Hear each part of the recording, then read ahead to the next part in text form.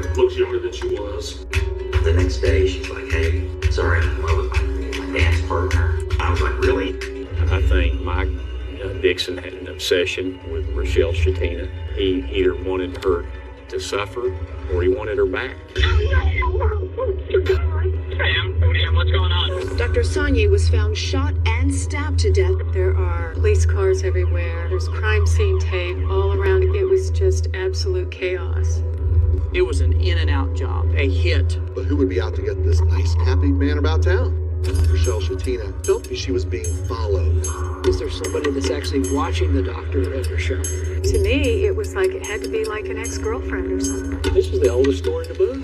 This is revenge. This is pride. This is a huge whodunit. This once convicted mastermind of the killer, he's out on the streets. I cannot believe that they did this. Let's go get these guys.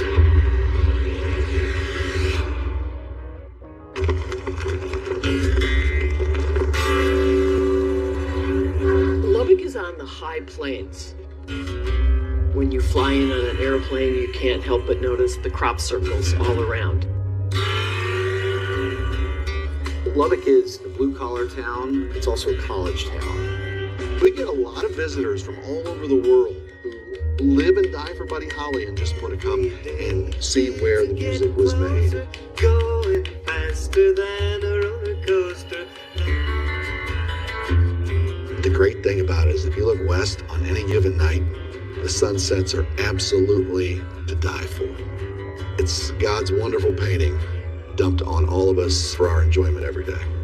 You can't see better sunsets and sunrises and thunderstorms and everything else coming in. It's the people that drive it. There's no better people probably anywhere in the world.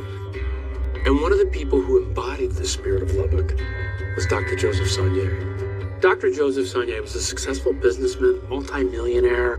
Good-looking guy, sharp dresser, likes to have a good time. I think this is probably a guy that a lot of ladies would have their eye on in a hurry, and he was okay with that. He was a single man in his late 40s with disposable income and an empty house. He's living the single life and having a fun time. So it wasn't about getting married. I don't think he would have gotten married again. He never did the whole dating scene in college. He was married at 19. He married his high school sweetheart. Find the kind of love that people write about. We all loved Becky. Merry Christmas, Dad. My dad was the most supportive person in my life. My mom was our emotional support. Merry Christmas. He was the one who was going to push us to succeed, push us to follow our dreams. Joseph and Becky broke up when, after 27 years of marriage, Becky up and left him for another man. She was the only person that he had ever been with and ever dated and ever fallen in love with. When they got divorced, it was a shock to him. Everything he'd worked for in his life was evaporated in 1 second. Becky remarried, and shockingly, her second husband murdered her and then killed himself. It was just completely unfathomable. I mean, unimaginable. My dad, he came in after she was murdered, and he became like our guide about how to handle this tragedy. So Dr. Sonye is 48 years old. He's single. He wants to do something new with his life. He doesn't know what, but he wants to live. And he takes a chance. He Went, I think, on a lark to a dance class, ballroom and salsa and swing and things like that. And within this dance community, he found his confidence again. And as an added benefit, he started to meet beautiful single women who were also in his age range. So that's how he was able to start dating And again. he got the mojo back like that. So how did you feel about the women that he dated? The truth is, we liked most of them. The Sonye children have a tradition with their dad. They all go to a Texas Tech game every fall together. But one year, Dr. Sonnier brings someone new. She's blonde, she's tall, she's gorgeous.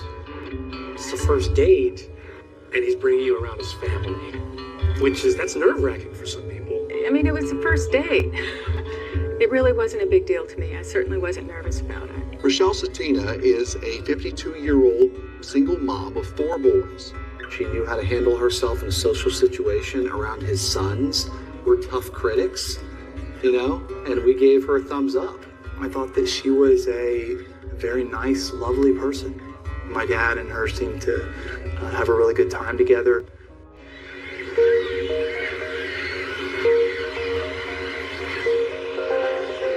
Rochelle and Dr. Sonnier traveled to California to visit Dr. Sonnier's grandchildren, and that seemed to make her very happy. Where's your head? We had a great time. She came over to the house. We played with my kids. It couldn't have gone better. I know what that's. She's a smart girl, aren't you? It seemed like a good match. They got along really well. He seemed to be having fun, and he was starting his life anew. She was stunning. She kept in shape. I think they had an incredible sexual relationship. I think that they were very much enjoying each other. So he was smitten. He was. Dr. Sonnier, he may have been a little cautious about, jumping to marriage right away. It was constant pressure every step of the way following the LA trip. In your mind, he was never going to put a ring on it. That's right. Some of the Sonnier kids have said that their dad told them that you were pressuring him for marriage. Right, and I've heard that as well. All I can say is there was never a discussion about marriage. So when they say she was pressuring Dad to marry me, that's not true. That's not true. What I was looking for was a committed relationship with a good person, and that was it. That was absolutely it. Dr. Sonnier, for Rochelle's 50th birthday, decided to take her on a really big adventure to Paris, the city of lights, where, love is everywhere. And I told him to sit her down and have a direct conversation with her that Paris is not an engagement trip and that he is not going there to buy her a ring. And he said, do I really need to do that? I said, yes.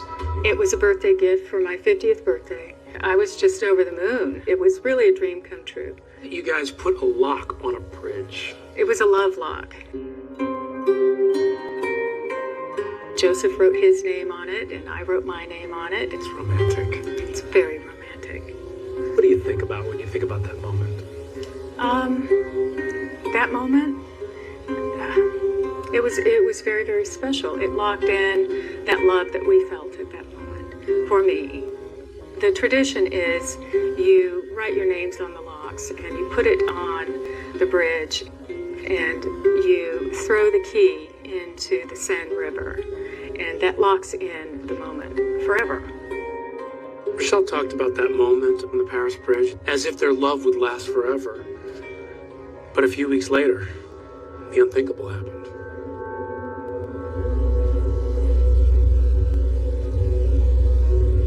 Police were first alerted to something terribly awry having happened at Dr. Sonnier's home when a landscaper that he had for his home called 911. Evil followed me straight to Joseph's door. And like it or not, evil followed me right there.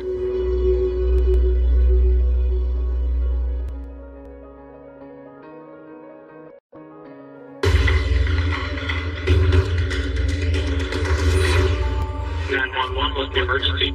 Somebody has broken a window in the back, and the doctor did not show up for work today. On a hot July morning, Joseph Sonnier was found dead in his home. Ma'am, what's going on? His landscaper found him shot and stabbed multiple times. There's a bullet that was laying on the ground. I need somebody to hurry. Yes, ma'am. Zach Johnson, a homicide detective with the Lubbock Police, heads to the scene. Dr. Sonia's neighborhood, what kinds of crimes would typically happen there? In my experience, it's been residential burglaries, prowler calls, suspicious persons, stuff of that nature. It's not murders. Not murders, not violent crime at all. But this neighborhood had to be freaked out by this killer. They were very scared because this doesn't happen, especially to somebody that's so esteemed. When I first covered this case, Detective Johnson took me to the crime scene. As soon as Zach Johnson walked into the house, he knew immediately that this was not a robbery gone bad. This is Dr. Sonia's house. There was artwork in the home. There were very expensive pieces of furniture. There was iPads, all kinds of things just kind of laying around, nothing was taken. It was an in and out job. Whoever came in this house came in to kill the doctor. In the dining room is an initial scene where you have the windows pushed in and you have a trail of blood. And that crime scene was very succinct. It wasn't spread out. You had the overturned chair, you had the glass on the floor, and you had the casings. So you knew that he was shot right here. Investigators see now a Gatorade bottle and a shell casing with the hole blown out of the Gatorade bottle, suggesting somebody came up with the idea of a crude silencer, which I can tell you doesn't really work. We were dealing with something that was a hit of sorts, that somebody had come to this house and to kill this person specifically. To me, it was just mind-boggling. Why is this man dead? He's a well-respected citizen in this community. Why is he dead? The Sonia children are devastated. First their mother is murdered, then their father is murdered. This just doesn't happen. It doesn't happen. Forget about the coincidence of it all, the statistical likelihood that both parents would be murdered separate occasions is unfathomable. I got the call the day before the 2-year anniversary of my mother's death. I thought maybe it had something to do with her death. That's how out of left field and completely out of nowhere this was. We started racking our brains. Well, it's got to be some type of girlfriend situation. If it's not a robbery, it's somebody he knows. His housekeeper, Fran, called me. And she said that something was going on at Joseph's house. The police were there, and they wanted me to come down. When something like this happens, the first person police talk to is the closest loved one, and that would be Rochelle Shatina. I was in shock. I was devastated. This is Rochelle. Meeting with Rochelle that very first time, I don't know a lot about her. In the very beginning, you always have to consider people the closest, because 90% of the time, it's going to be the people that are closest to our victims that commit the crime against them. How would you describe your relationship with Dr. Sonia? Yes. He's the love of my life. There were a couple of things that were mentioned by her that struck me as odd. Rochelle Shatina had felt a little uneasy in the previous weeks before the murder took place. That someone was watching her. Maybe she was being followed. Something didn't seem quite right. I'd gone in to work out, and I pulled into the parking lot, and there was this big, creepy-looking guy sitting there, and at the door, like he's looking for someone or watching someone. It gives the investigators another sort of perspective. Is there some sort of surveillance or somebody that's actually watching the doctor and Rochelle? It's dark outside, and Joseph and I both saw a flash from the outside. We laughed and kind of joked about, maybe somebody was following us. Right from the beginning, Rochelle's attitude is pointing the fingers at all kinds of people. She starts offering a laundry list of potential candidates. There's just, some girls that he dated. Joseph would get these horrible text messages, calling him, you're such a whatever. Rochelle starts telling Johnson about different ex-girlfriends in Joseph Sonier's life as people who could possibly hold a grudge against him. I got a letter in my mailbox. It was from this girl who said that she met Joseph on the internet and that they had sex for money, basically. And he said, this is obviously someone trying to drive a wedge in between us. Was there a sense of who might be trying to drive a wedge between the two of you? To me, it was like it had to be like an ex-girlfriend or something.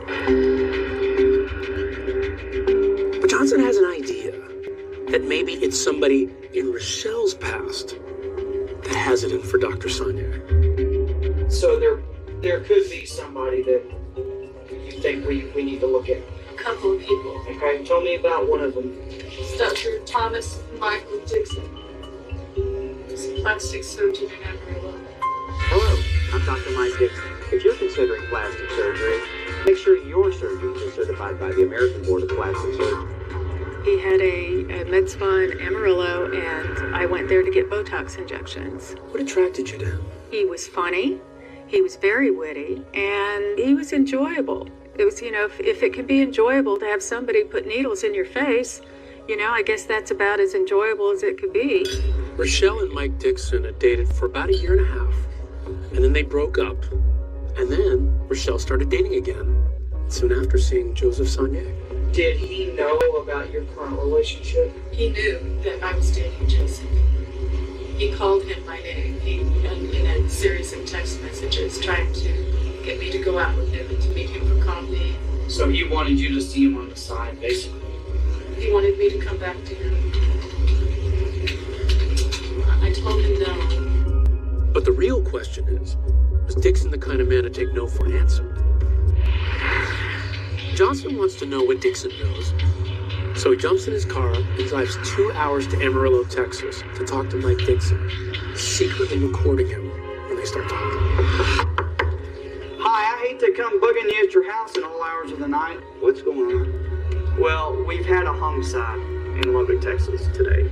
I told him it was Rochelle's boyfriend. And his first thing was, I don't know anything about him. I don't know anything about him. I haven't talked to her in months and months. Zach Johnson knows someone's lying. The question is, who's lying?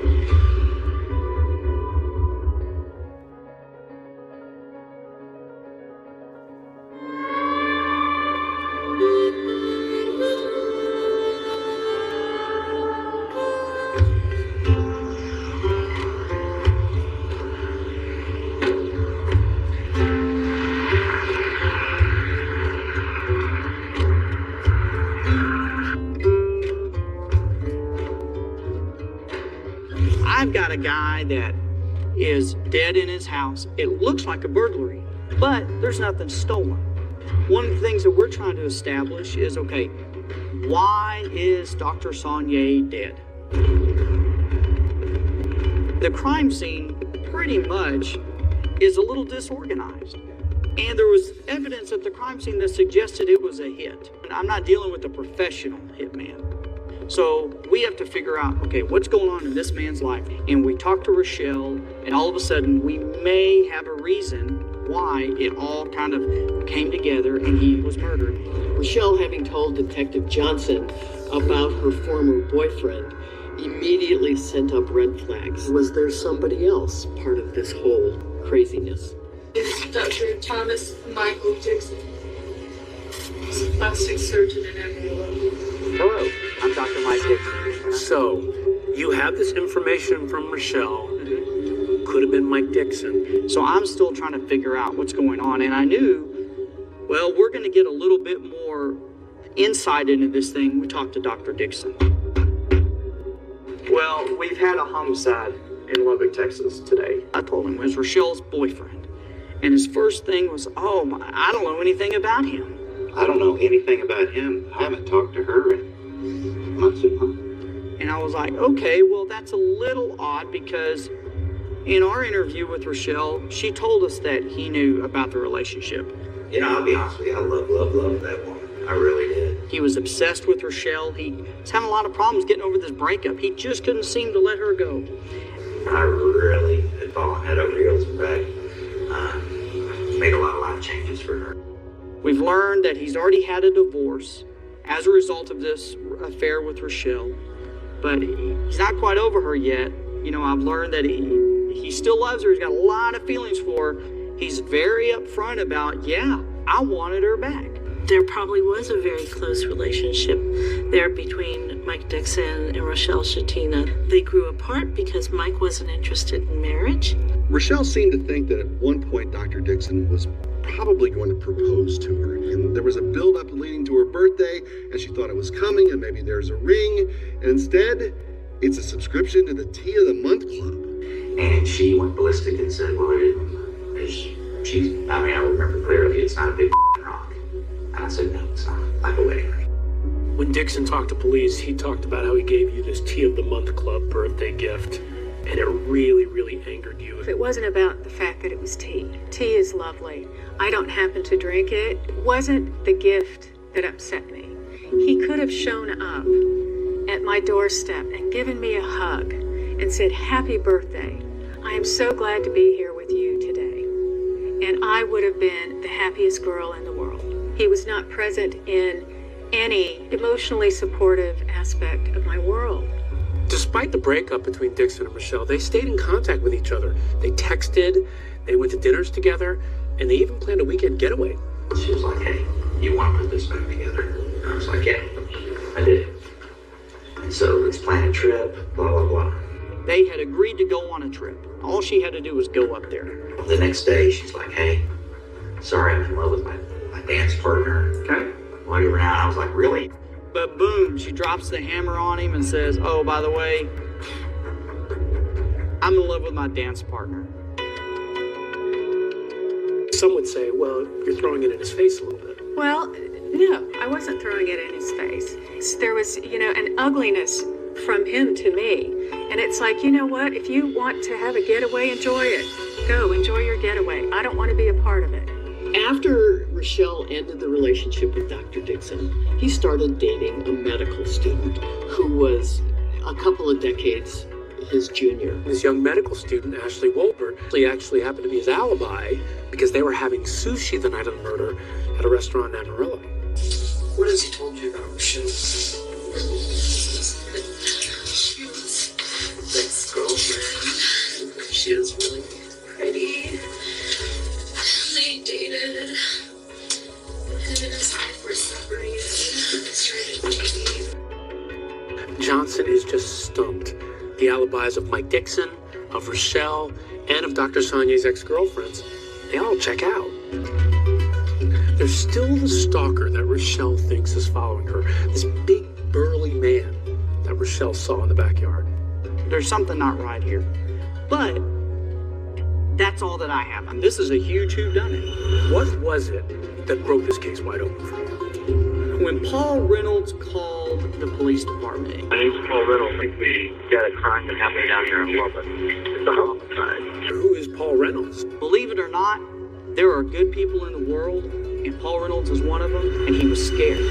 Paul Reynolds is an aspiring nurse who's fallen on hard times, so he's crashing on the couch with his friend in Amarillo, who then tries to commit suicide by cutting his wrists and taking pills. And then that friend starts talking about murder. I'm in with this friend of mine who said he went down there and he said he shot the guy. Hey, what is your roommate's name? His name's Dave Shepard. S-H-E-P-A-R-D. And that was a name that Detective Johnson had heard before. We have Dr. Mike Dixon. We have Paul Reynolds. We have Dave Shepard. He's quick-witted and kind of sassy smart. A picture is starting to emerge. How could they possibly be related to the murder of Dr. Sonier?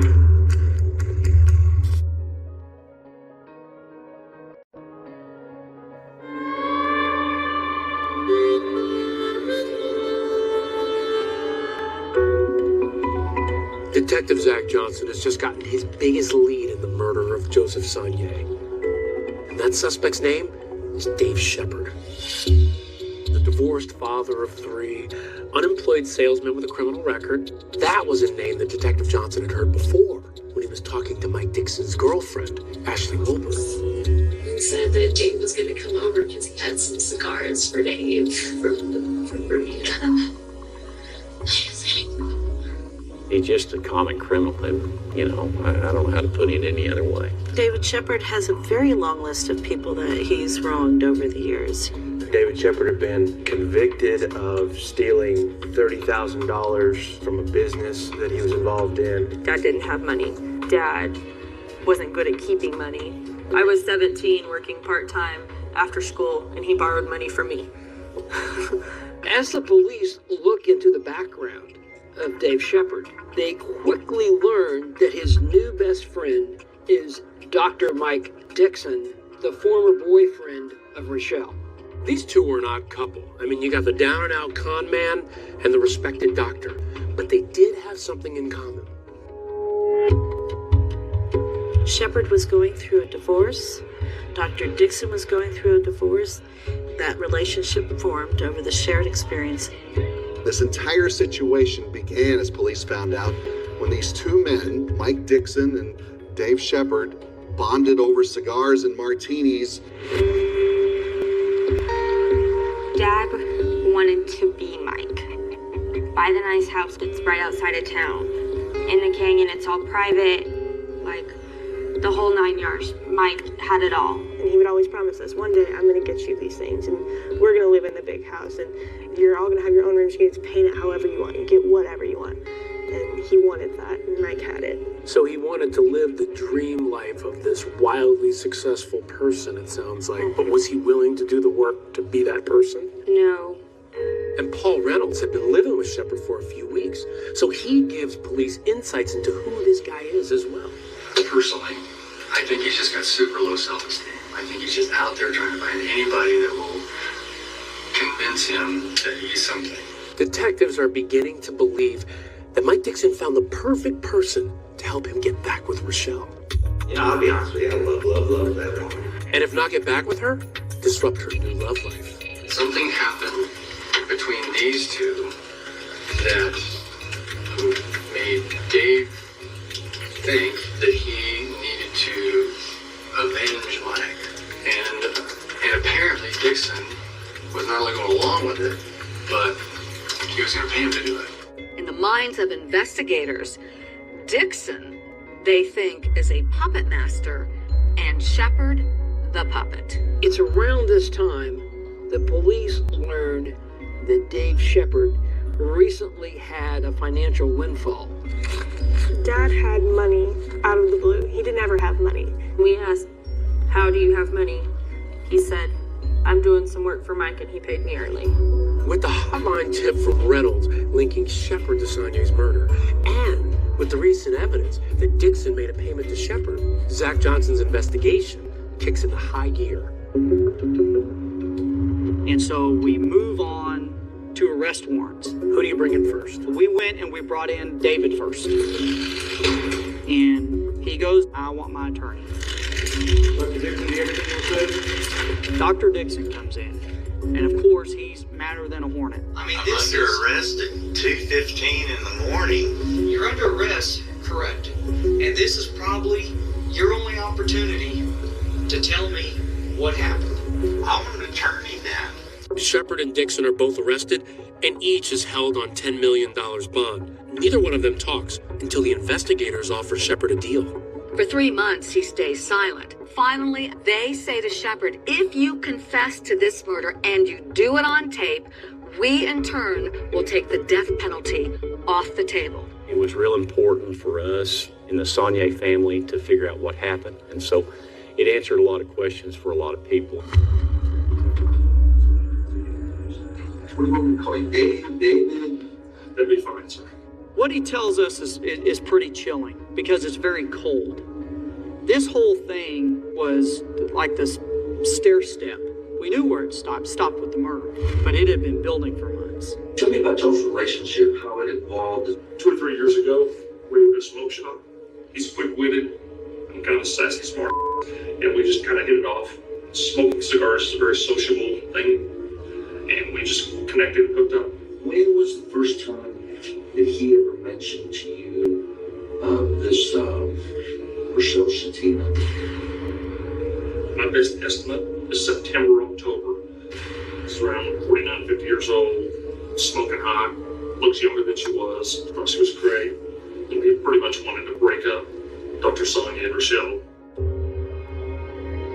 They have this this book, a complete book of dirty tricks that they were trying to execute on Dr. Sonnier. What were some of the things they came up with? They were going to get this porn subscription, like child gay porn, and they were going to send it to Dr. Sonnier's office. I gave him one suggestion, to go to an adult bookstore and buy the most obscene, nastiest man-boy love association book he could, and buy him a subscription and send it to his office. Because I said, that's a gift that will keep giving. They were thinking that was going to ruin his reputation, his professional reputation. He asked me if I knew of a girl in Lubbock that would mind making $1,000 to cause a problem.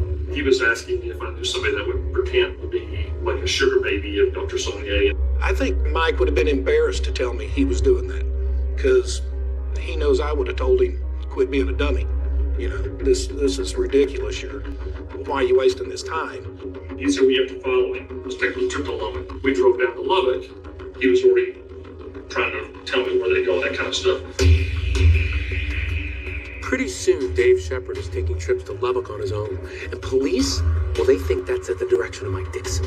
And he paid for everything. Paid for my gas, paid for my meals. And so, when you went to his house, tell me about getting out and actually going back there to do the recon. Don't know exactly the first time I done it. Entered his backyard, opened the gate, took a picture, closed the gate, and left. It looked like a camera flash, and we kind of shrugged our shoulders and said, that was weird. Did you ever ask Michael Dixon, what are we doing? What's the next course of action? We were at a club in Amarillo. Somebody volunteered. They said, hit him with a board. I said, you can probably kill him. And Doc went. Like that. We'll talk about that later. So they're having drinks one night, and so far it's been nothing more than casual pranks, but you're talking about what comes next, and you gotta outdo what you did the last time. And now the talk turns to something a little bit more sinister. What he says about the last moments of Dr. Sonnier's life would surprise even investigators.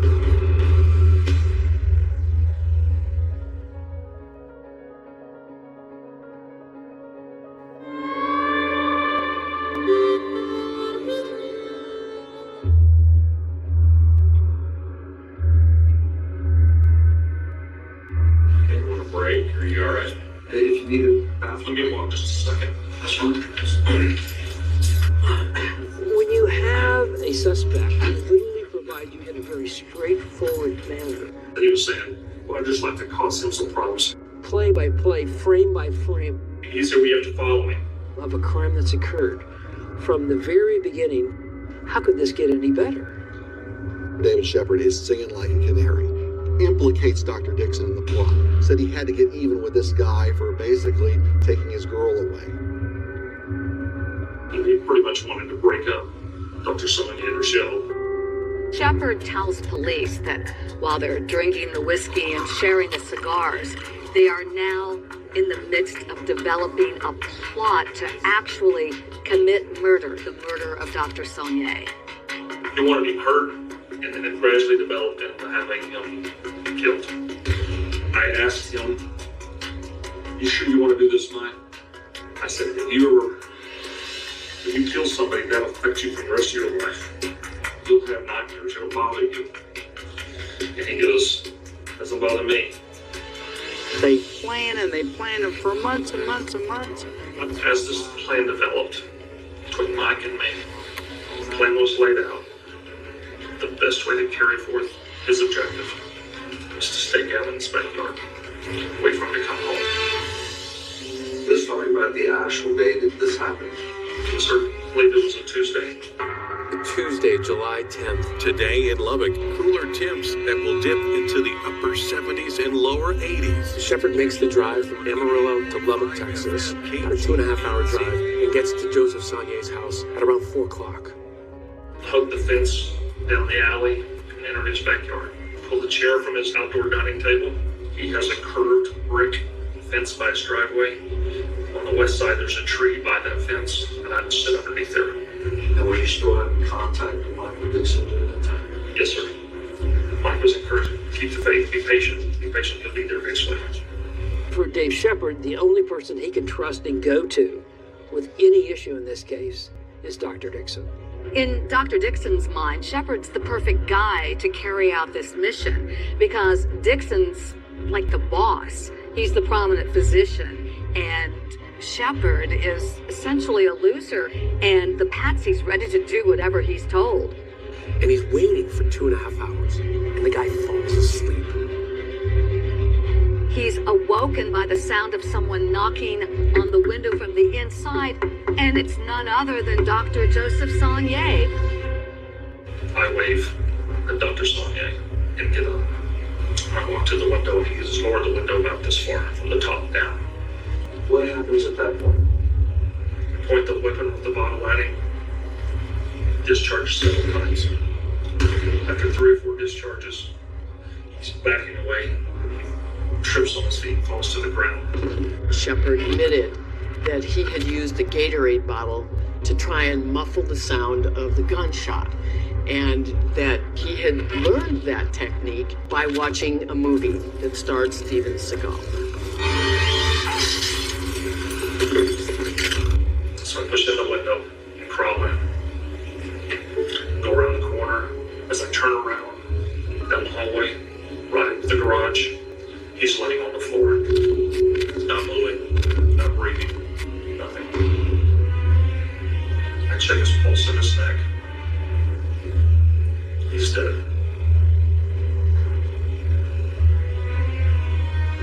And what happens?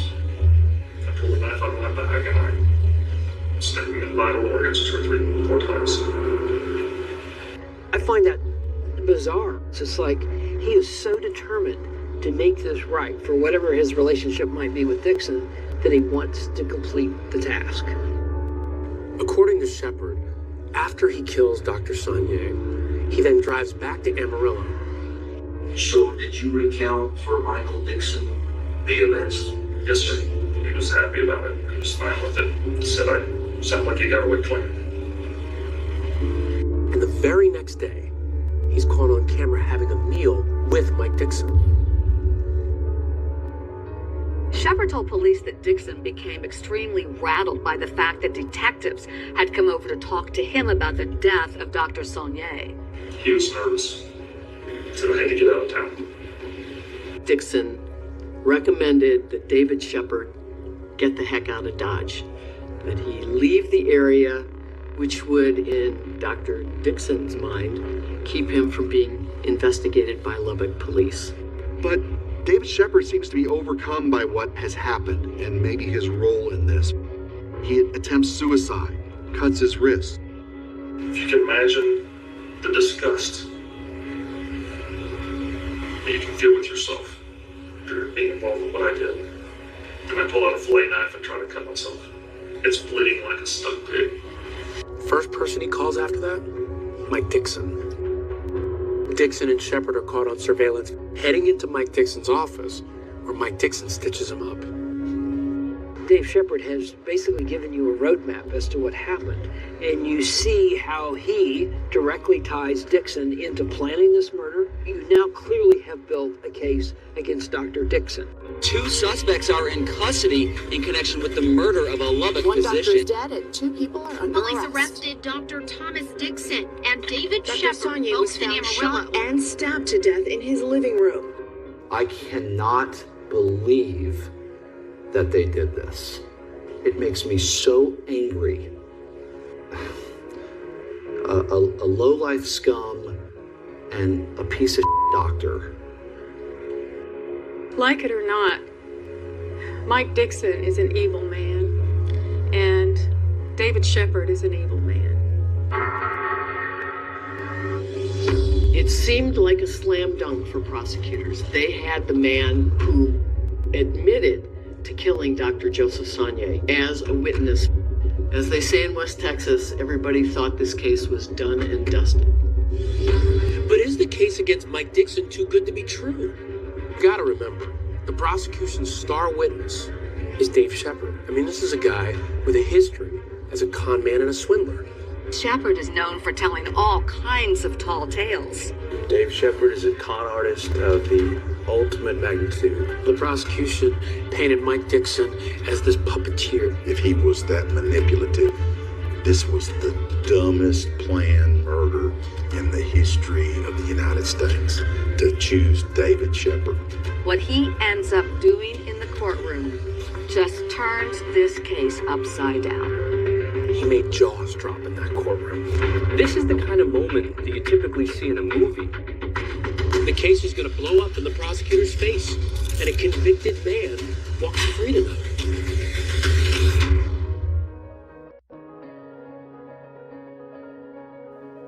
This is the oldest story in the book. This is revenge. This is pride. So there was some kind of a triangle thing was going on. He knew that I was dating Joseph. He wanted me to come back to him. I told him no. What did they have on this prominent doctor? Maybe he was in love. Maybe he was in lust. Whatever, did that make him a killer? I'm kind of sassy, smart, and we just kind of hit it off. These two men, Shepard and Dixon, it's a very, very strange romance. Think of the goofiest buddy film that you can, and here's these two guys. Dad wanted to be Mike. Mike had it all. Once Dave Shepard got in that chair and started speaking, he made jaws drop in that courtroom. This once convicted mastermind of a killer, he's out on the streets. So we think the case is closed? Not even.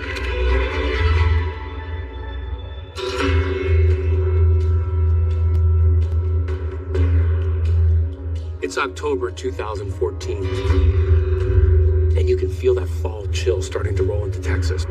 But in the Lubbock County Courthouse, things are starting to heat up. Anything to say, Dr. Dixon? Likely one of the bigger murder trials that this city has seen in a long, long time. The gallery was packed. Everybody was there to see how this trial was going to go.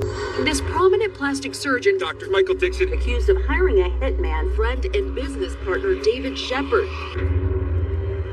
This case is nothing short of surreal. First, you have the victim, Dr. Joseph Saunier, a very prominent pathologist. Then you have another prominent physician, Dr. Mike Dixon, and he's accused of placing a hit on Dr. Saunier. And in the middle of all of it, you have a beautiful blonde named Rochelle Shatina. Going after someone I loved would hurt me, and that's what he was going to do. He wanted to hurt me as badly as he could. I think Mike Dixon had an obsession with Rochelle Shatina based on the evidence. I don't think there's any doubt about that. And ultimately, that cost Dr. Saunier's life. I promise I'll be totally compliant. I promise. Dave Shepard is sort of the oddball friend of Dr. Dixon, and he tells police that Mike Dixon paid him in advance to do the hit. He wanted him hurt, and then it gradually developed into having him killed. I think Mike Dixon controlled this situation. I think David Shepard was the perfect patsy. I think he loved the lifestyle that Dr. Dixon could give him.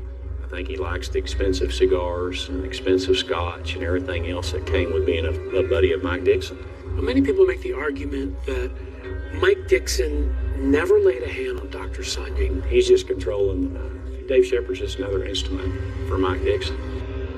What was your mindset going into that trial? Let's go get these guys. We knew they had the right guys. In my mind, there was no other possibility.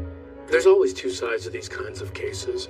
And on the other side, you have Andrew Dixon, Mike Dixon's son, who has a very different view of this case. He was a good dad. He did dad things, kind of American dream kind of stuff. Go camp and hike and play baseball and football and all those things.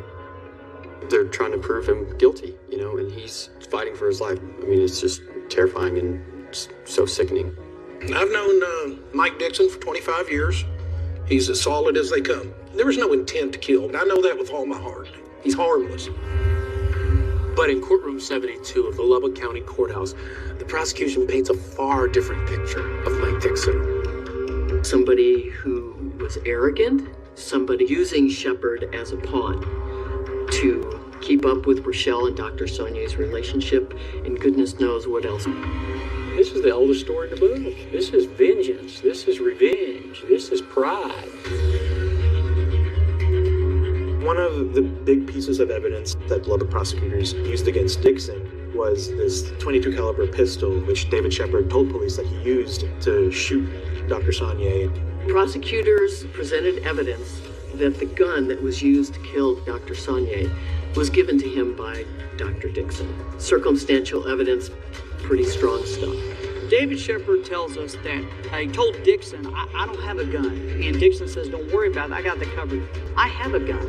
He says, it belongs to my brother who gave it to me, and it's clean. Police divers were seen pulling something from the lake. Shepard was on hand to point police to areas in the lake to search. He said he'd thrown the gun into a lake in Amarillo behind Dr. Dixon's office. Also, prosecutors have a wealth of text messages between Shepard and Dixon when Shepard was stalking Shatina and Saunier.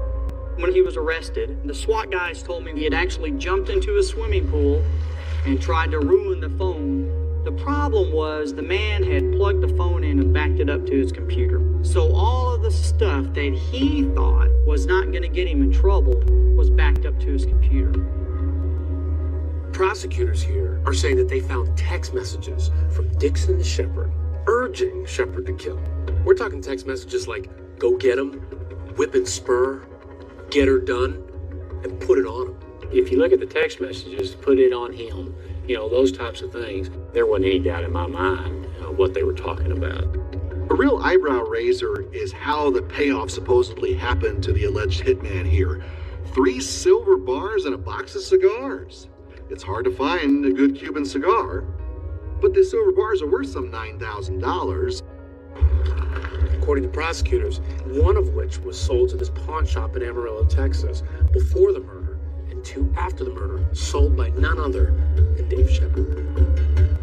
What was he like? Do you remember any of his affect? He was a pretty good sized guy. He seemed just like a normal guy to me. I didn't notice anything different about him. In terms of demeanor, he didn't strike you one way or the other, it sounds like? Not at all. So he sold you something just like this. Oh, yeah, it's heavy. Very similar, yeah. He leaves. A couple days later, he's on the front page of the paper. Right. Yeah, it was kind of pretty much a shock. I mean, I was blown away.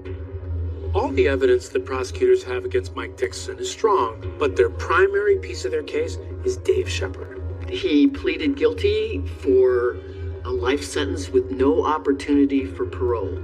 And so after the death penalty was taken off the table, that's when Dave Shepard agreed to testify against his old drinking buddy, Mike Dixon. It seemed like a slam dunk for prosecutors. They had the man who admitted to killing Dr. Joseph Saunier as a witness. He had a chance to get up there, confirm his story, point to that guy as the person who paid him to kill my dad, and end it all. But what he ends up doing is an absolute shock to the prosecutors and to the family of the victim. The star witness was about to blow up in the prosecution's case.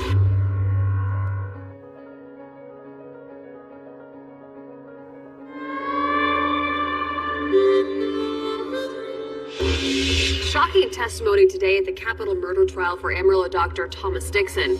The prosecution's case against Dixon was very strong. You've got a payoff to an alleged hitman. You've got a murder weapon. The circumstantial case here seems to have a lot of elements that would favor the prosecution. Everything that the prosecution laid on the table was countered by the defense, including Shepard's access to the gun. See, the defense claimed that Shepard stole the gun from Mike Dixon's house, and Frank Sellers, one of the defense attorneys, showed me where he thought Shepard stole that gun from. They came in here, they're picking out a cigar to smoke, and Shepard opens this drawer here, and it's a gun. So that's how Shepard knew a gun was in that drawer. Exactly. The defense team admits, hey, the silver bars changed hands, but this wasn't to pay off some murder for hire scheme. This was the seed money for some new business collaboration between the two. Did Mike Dixon ever pay David Shepard in silver bars and cigars to kill Dr. Joseph Saunier? Absolutely not. The defense said that the surveilling that David Shepard was doing was really only to get pictures of Dr. Saunier out with other women so that he could show them to Rochelle and say, this guy is cheating on you.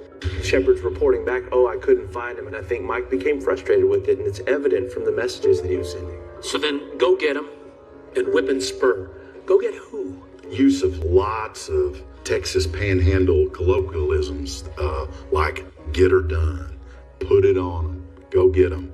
He had a history of using that language with lots of different people.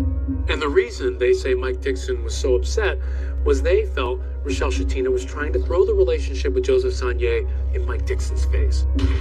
In court, the defense points to text messages between Shatina and Dixon when she backed out of that planned vacation.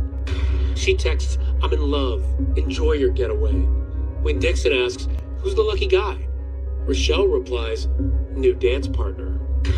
And so Mike, his ego was deeply bruised, and he wanted to show Rochelle that she was wrong. So from your perspective, it was about Mike Dixon and his ego. Right. The defense really grilled you about these text messages. Oh, yeah, they absolutely did. They did. Text messages that I hadn't seen in years. It came out of the blue. It was crazy. Is there anything in this that you regret from these text messages? To Mike Dixon? Mm-hmm. No. No. Anything you wish you would have said differently? I suppose if I went through each individual text message, yeah, maybe. Mike is morally responsible for David Shepard being down here, but not for the purpose of killing Dr. Sanier. Mike Dixon never wanted that to happen. Defense attorneys were really eager to make it clear that Shepard decided to become rogue, and even though Dixon wanted him to surveil Dr. Sanier and Rochelle, he just decided on his own to go down and kill this man.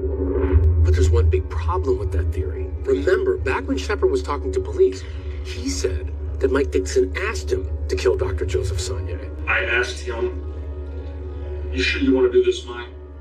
I said, when you kill somebody, that'll affect you for the rest of your life. You'll have nightmares, it'll bother you. And he goes, "Doesn't bother me." When you saw the interview police did with him, were you thinking, slam dunk, we got him? I don't know if I've ever thought something's a slam dunk. If you watch Dave Shepard on that interview, he's calm, he's relaxed, he's telling things that flow very naturally. He's laying on the floor. He's not moving, he's not breathing, nothing. We certainly believed it because it matched up the physical evidence. Without Shepard, you've got suspicion, you've got circumstantial evidence, but he's the one who can bring it all together. Matt Powell calls David Shepard to the witness stand, and the jury's about to hear, at least Powell thinks, that Dixon set him up to go down there and paid him to kill Sanier. Shepard not only had to face the jury, but he had to face the victim's family and his 3 daughters, Rachel, Abigail, and Haley. And they weren't there to support their father. You were in that courtroom to get closure. We were there more in support of the Sanier family. Right. Yes. Our heart was broken for them. And do you think that Mike Dixon paid your father to kill Dr. Sanier? Yes. Yes. There wasn't a single seat open in the courtroom this morning. It was the moment many had been waiting for, the courtroom filled with those wanting to hear testimony of the convicted killer, David Shepard. Once Dave Shepard got in that chair and started speaking, he made jaws drop in that courtroom. Shepard takes the stand, this bombshell drops. No, I did it at my own choosing. I'm the one who decided to go kill Dr. Sanier. It just flipped the whole trial on its head. This is the kind of moment that you typically see in a movie where the star witness suddenly decides, I'm not going to testify against him. That stuff doesn't typically happen in real courtrooms. It was definitely easy today to see why District Attorney Matt Powell seemed a little bit frustrated. You begin to question what happens. Well, it completely digress from what his statement was to law enforcement in the fact that Mike Dixon didn't have any involvement in this deal. What's going through your mind? Okay, game on. We impeached him with his prior statements where he's laying out in great detail what Mike Dixon did. When he got up there on the witness stand and created that circus, I've never hated anyone more than I've hated him in my entire life. The question now is how much damage did this full-on reversal do to the prosecution's case? More importantly, what did it do to the jury? When he got on the stand and changed his entire story, it just kind of threw me for a loop.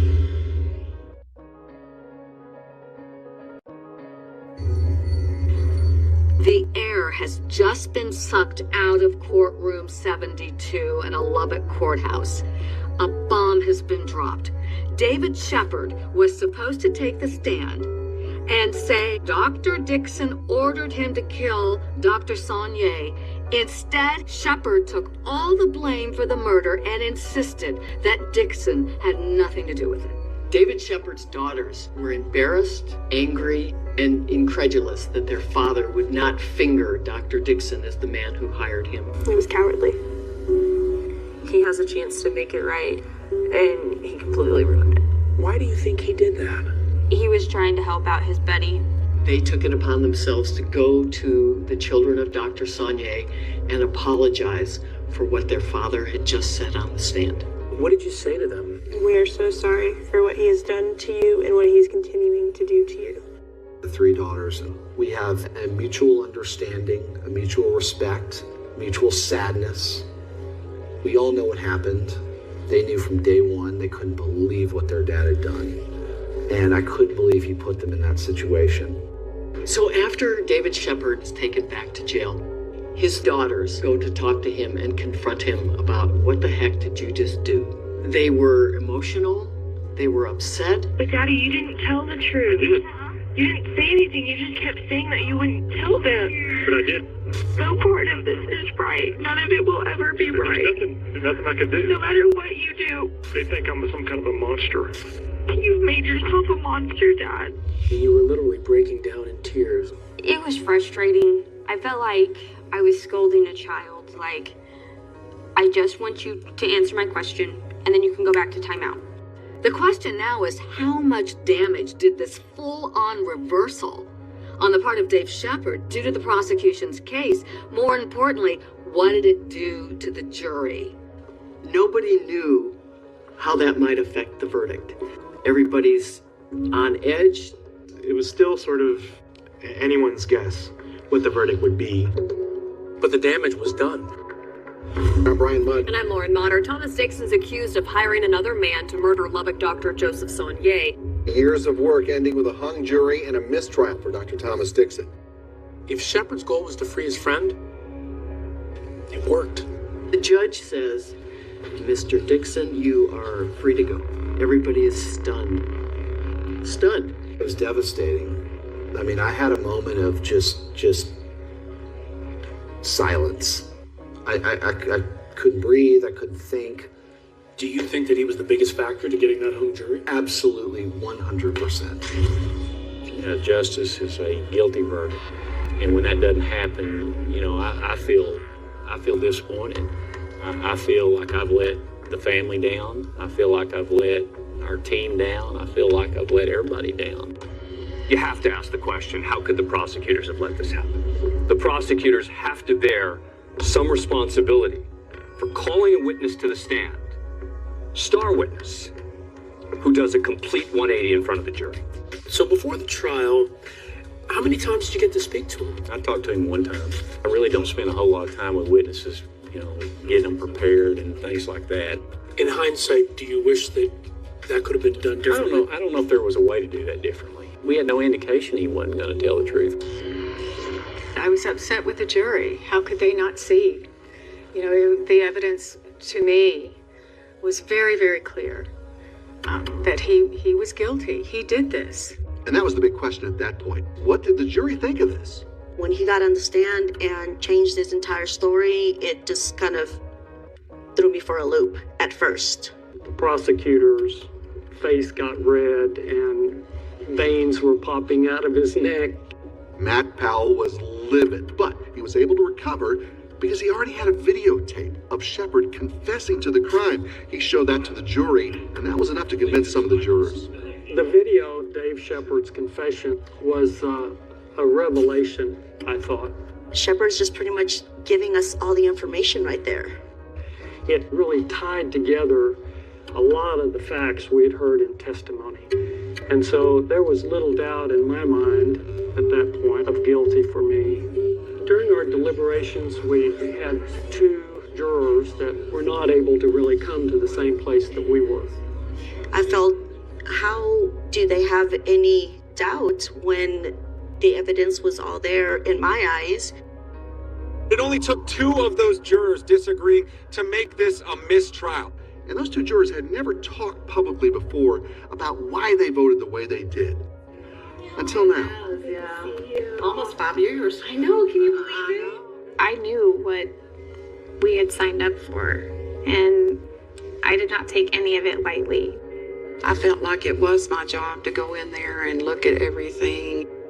We did see the video testimony of Dave Shepard, and for that to be in such stark contrast of what his in-court testimony was raised a lot of red flags for me. The problem is that the judge specifically said to the jurors, you can use this video, but only for the purpose of determining whether this witness is telling the truth, but not as substantive evidence to convict. For these 2 jurors, they apparently felt there just wasn't enough without it. I never felt like he was pushing him to kill.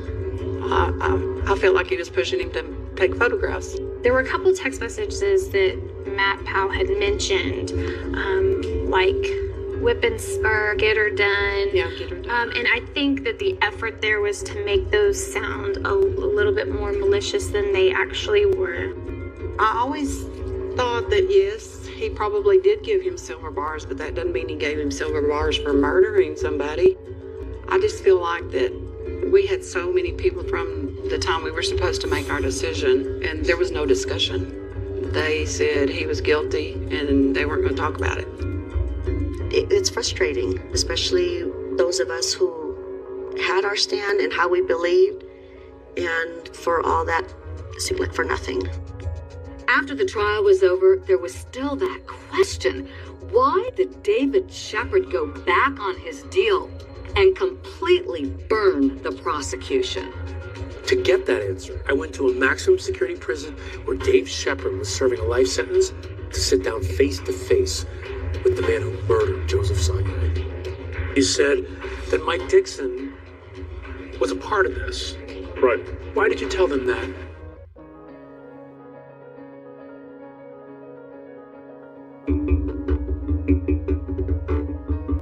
After Dave Shepard's flip-flop in court, everybody wanted to know why. Why did he change his story? I went to a maximum security prison in West Texas where Dave Shepard was serving a life sentence, and I sat down face to face with him. This is a mountain of a man. I mean, he's got to be 6'7", 6'8", maybe 300 pounds. He is intimidating. How you doing, David? I put myself in a bad position, and I've got no one to blame but myself. I asked him point blank, right off the bat, what happened inside that house? And his claim wasn't a cold-blooded killing. It was a tragic accident. I'm in his backyard. He knocks on the window, and I waved out and walked to it. I said, I'm showing you some stuff. He goes, all right. And I lift stuff up, and then the world went. Things got out of hand. Unintentionally, gun fired. I'm leaning in to see if he's okay. I fall in the window, and then he's getting up and going around. I'm running around to see what's going on. I said, Dr. Sonnier, are you all right? I don't hear anything. Go in the garage. He's laying prone. I hear his last breath. I reach down. There's no pulse. Did you stab him? I did stab him a couple of times. I can't reconcile the number that the prosecution says. 11, I think they've said. I had Dr. Sonia's phone in my hand, and I considered dialing 911 just to call the authorities, and I didn't. I put it back in, mutilated his bodily remains, and tried to cover it, making it look like something else. Do you consider yourself a cold-blooded killer? No, absolutely not. An idiot, careless. But no. Remember, in David Shepard's interview with police, he told them that when he notified Dr. Dixon that he in fact carried out the murder of Dr. Sonnier, Dr. Dixon was very pleased to hear the news. He was happy about it. He was fine with it. I said, Mike, things didn't go like I hoped. He goes, what are you talking about? And then I broke the news to him. And he's like, so you're are you telling me? I said, yeah. Yeah. I said, Mike, I'm just telling you what happened. And I said, I almost called the police. I should have. And I didn't. I'm thinking now I should have, and I didn't.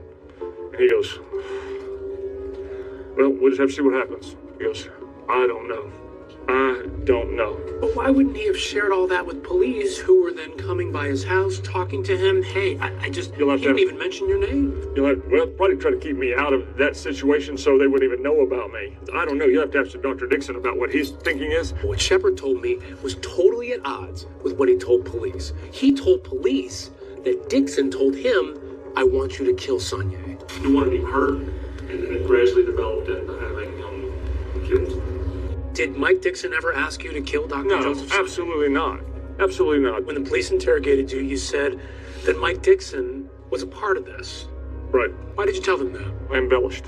I felt that's what I had to do because I'd already had an agreement with Mr. Matt Powell, he was the DA, to get rid of the death penalty. So in your mind, you made up the story that Mike Dixon was involved to get the death penalty off the table. Yeah. Shepard said that Mike Dixon told him just to keep tabs on Rochelle and Joseph, just to take pictures, follow them around, and see what they were up to. Why'd you help him with this? Seems kind of silly. Looking back, I didn't want to offend anybody. I don't want to hurt anybody, and I sometimes have a hard time saying no, I guess. There were all these text messages that Mike Dixon was sending to you. Go get him, whip and spur. So those text messages were referring to? I would assume staying on target so you can get a picture of him with another girl besides Rochelle. I didn't mean to kill Dr. Sonia. I have nothing against Dr. Sonia or his family or Rochelle Sativa. I have nothing against any of them. I really don't. What would you say to them right now if they were watching? I tell them that I'm very sorry. I took your loved one. You get on the stand. You see Mike Dixon there. You see your family there. You change your story. What was that moment like for you? It was antagonizing. It was very hard. Your daughters told us that they were so upset that this was your chance to get up there and to tell the truth, and that in their mind you lied. Yes. How does that make you feel? Pretty bad. They know me. They should know when I'm telling the truth and when I'm not. And I was telling the truth on the stand. Do you miss them? Oh, every day.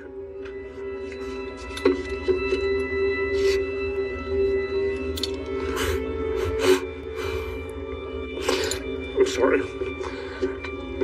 The damage is done. There's not anything that's going to repair our relationship.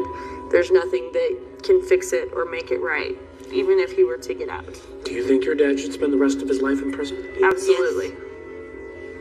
We have absolutely, accepted it and proven that we can move on and we can be better and we can absolutely overcome it and be stronger because of it. Despite what happened with David Shepard's extraordinary turnaround, the prosecution was not about to give up. 1 year later, they're back in court, ready to try Dr. Dixon one more time. Matt Powell, without blinking, he says, we are going to get this guy. We're going to do this again. Don't you worry. I've got you. And that's all I needed to hear. Amarillo Dr. Michael Dixon is back on trial for capital murder. When the witness list comes out for the second trial, David Shepard's name is not to be found. But on the list is his daughter, Haley. The number one most important thing from this second trial was the unbelievably courageous testimony of Haley Shepard. But what Haley would say about just a simple steak dinner would turn this case on its head. What did you say on the stand?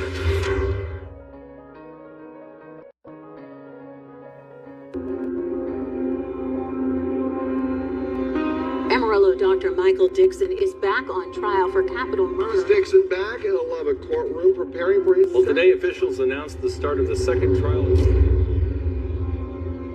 Everybody thought going into the first trial that prosecutors had a pretty rock-solid case. The second trial, everybody was wondering, what is the prosecution going to do this time around to make it so that they can get a conviction? Our strategy was basically, we're going to let the facts do the talking. We're going to show you what happened. We're going to show you the relationship between these two folks, and we're going to convince you that Mike Dixon's running this show and that he orchestrated this whole thing. David Shepard had no reason to kill my dad if it wasn't for Mike Dixon. In a retrial, prosecutors can take any mistakes that they made in the first case, try to refine it, try to change it, and present a often stronger case in the second trial. Clearly, they were not going to take any chances with David Shepard's testimony this time. And lo and behold, who comes up but his daughter, who has information that could prove very damaging to Dr. Dixon's case. That was his chance to make it right with them, and he threw it away. The number one most important thing from this second trial was the unbelievably courageous testimony of Haley Shepard. Haley Shepard testified, and her testimony was extremely important in the fact she basically described her dad for everybody. She told jurors that her father took herself and her two sisters out to dinner at a pretty decent steakhouse and had all sorts of gifts for them, and she found that very suspicious. He bought Haley a phone, he bought a new grill, he bought tires, and he never had that much money, ever. We all remember this same exact moment at dinner. We all asked him, how do you have money? And his words were, I did some work for Mike. Well, what'd you do? He wouldn't tell us. I just did some work for Mike, don't worry about it.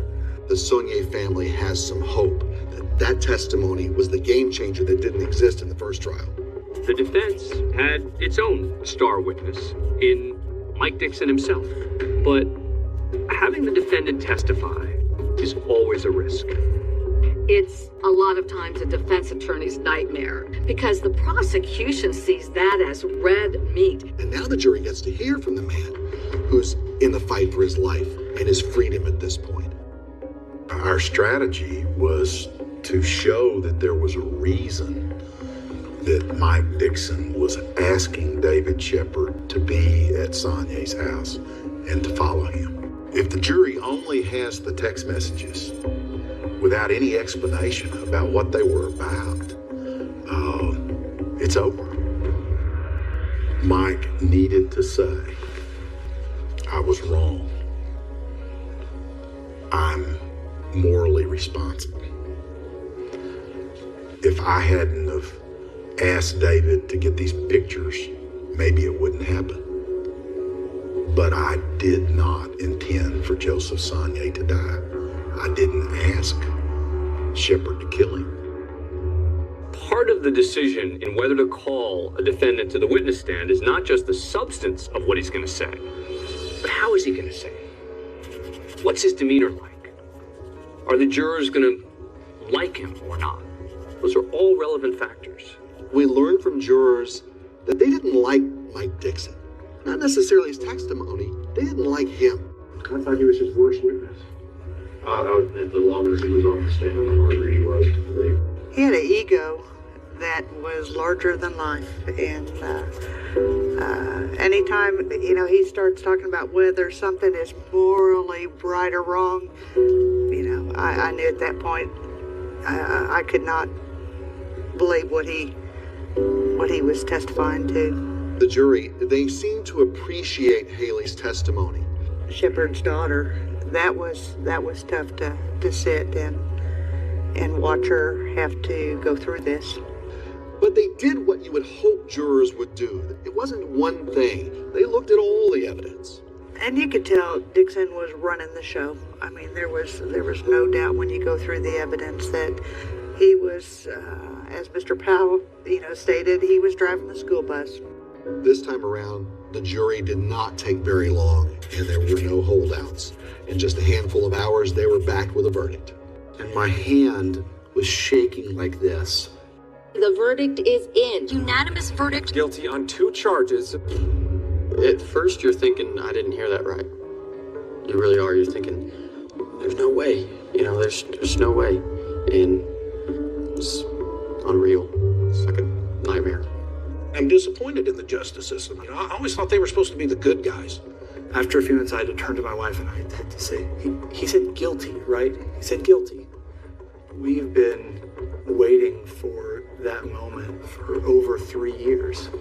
I cried. I burst into tears. I was so relieved. When you look at the photos of him, smug smile. When you look at his mug shot from his arrest, smug smile. And it was so great to be able to know that we finally wiped that smile off his face. And I think he'll disappear into the prison system for the rest of his life. We'll never hear from him again. The jury's done its job. The prosecution wins.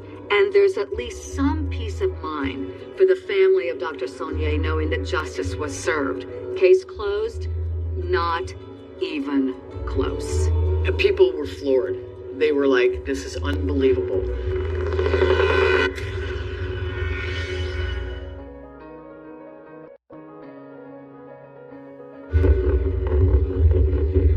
After his 2015 conviction for the murder of Joe Saunier, Michael Dixon is serving his life prison sentence at the all-red maximum security prison.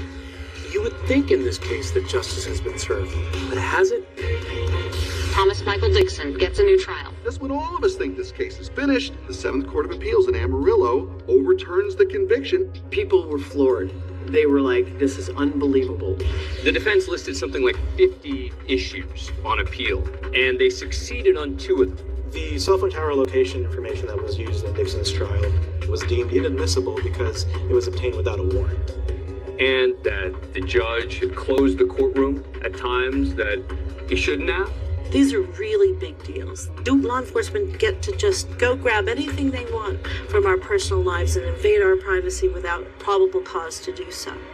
And the other matter is, we don't have secret trials where we get to expel the public from the courtroom for whatever reason.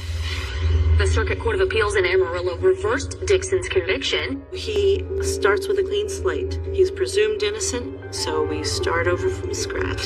He's now out of prison, living in the Amarillo area. The second big bombshell is this convicted man is now out of prison. His bond reduced from $10 million to $2 million. He was thrilled. He was really delighted and hopes to finally achieve his vindication. He's doing good. His spirits are high. He got to see his grandson for the first time. He wears an ankle monitor. They keep an eye on him, and he has to let them know where he's going and what he's doing. He can go all around Amarillo and do daily activities. If he needs to go to Walmart, he can certainly do that.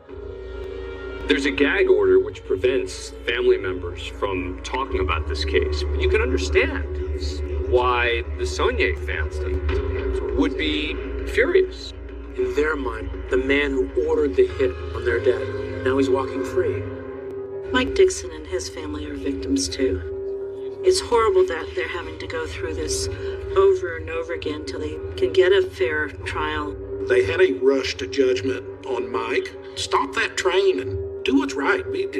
Find justice, not just a conviction. The new Lubbock County District Attorney, she's filed her own petition to get the conviction put back in place. But if that's rejected, we're going to trial number 3. Mike Dixon is free right now. Andrew Dixon has his dad. On the other hand, his life is once again hanging in the balance as he faces another trial. He could end up right back in prison.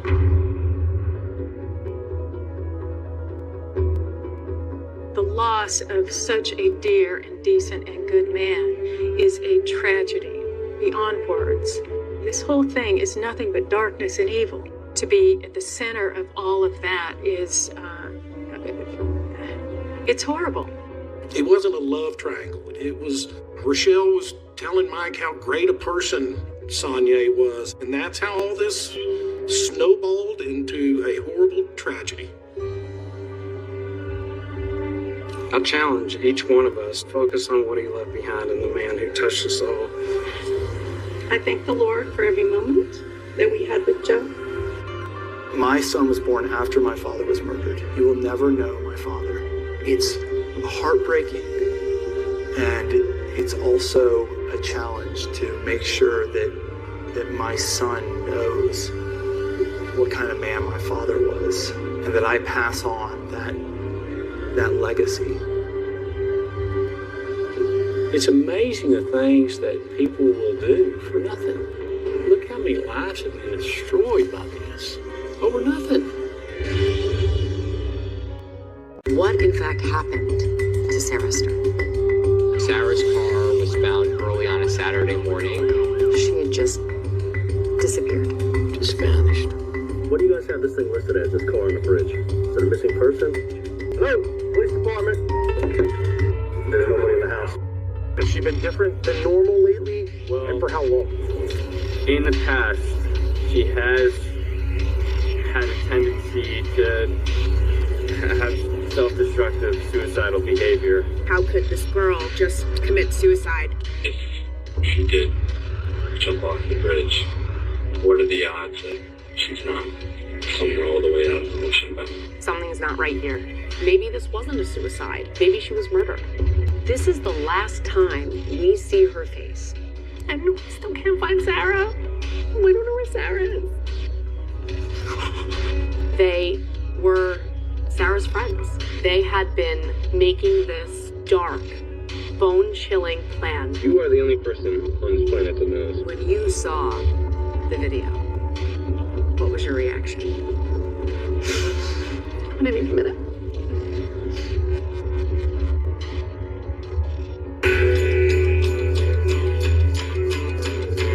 So tell us about Neptune City, New Jersey. Neptune City is this small, little, sleepy, tight-knit community right in the heart of Neptune Township. Everybody in that town generally knows everyone else. It's a couple miles from the beach. It touches on Belmar and some of the shore communities. So there's a lot of beach going. There's a lot of kids growing up a lifeguard. Neptune City more closely resembles Middle America than it does the Jersey Shore that's portrayed on television. This is Bruce Springsteen country. This is the area that Bruce Springsteen is singing about, writing about in Born to Run.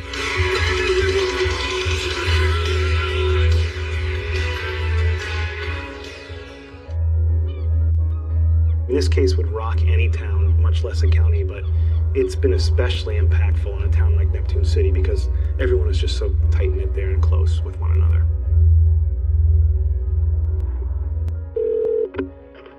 911, where's the emergency? Not an emergency. Actually, on the Belmar Bridge, there's a car that's abandoned. It's off to the side of the road.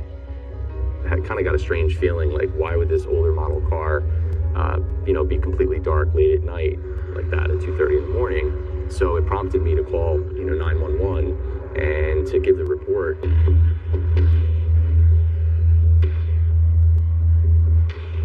The car did not appear to have been in an accident, and it was left abandoned.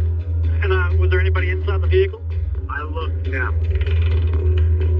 There was a number of people we learned about later that had seen the car on the bridge. A couple people called it in later once they realized what had happened. It's sort of up here at the crest of the bridge, like right about here was the car. It just looked broken down. It looked like he just popped the hood and was, walking around the front of the car that I thought he was gonna, look under the hood and fix his car.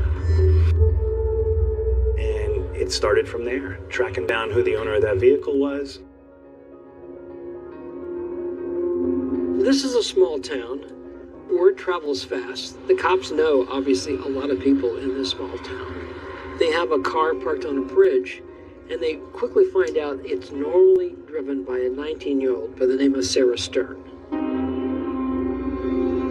Phone rang around 3 o'clock in the morning. Listen, do you know anything about the car, gray Oldsmobile? And I said, yeah, my daughter drives that car. A million things go through your mind. You were in Florida. Yeah. You drove from Florida back to New Jersey. At 3:30, 4 o'clock in the morning, there's no traffic, so you can drive pretty quick. Sarah Stern was very well known to the community due to the fact that her family was very well known. Sarah was a kid that everybody knew. She was always around.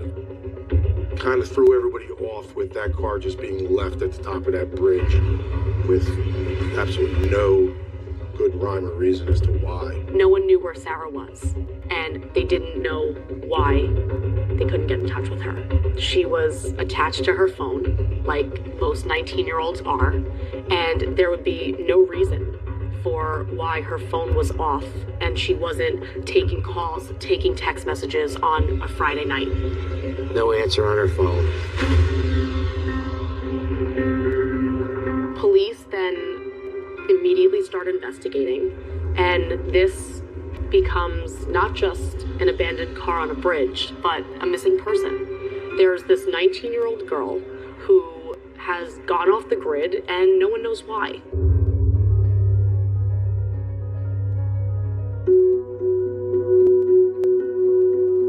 We're standing in the middle of a softball field because you have that in connection with Sarah as well. She was definitely a much better player than I was. But yeah, we played in our elementary school together, and then we went on to play at Neptune High School where we went.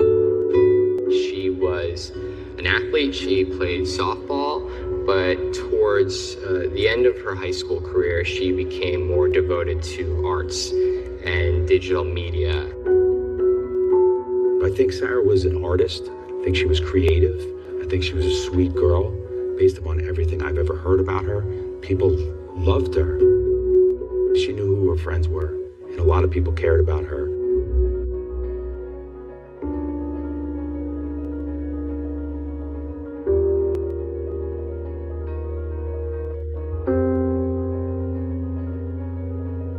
The school would go and do the windows for the holidays.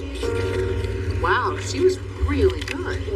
With Sarah, Wow. this is probably 2014, 15. I'm not sure exactly, but probably the last couple of years.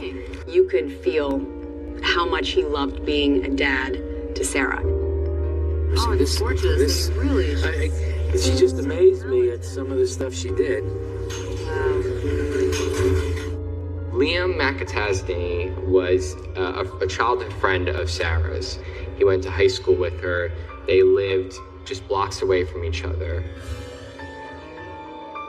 Liam started Woodrow Wilson School in 7th grade. That is a school that Sarah attended, and they were instantly friends. I think she saw someone she could trust and someone who genuinely wanted to be there for her and be her friend. Preston was another friend of Sarah's. They weren't as close as Sarah and Liam were, but they were friends.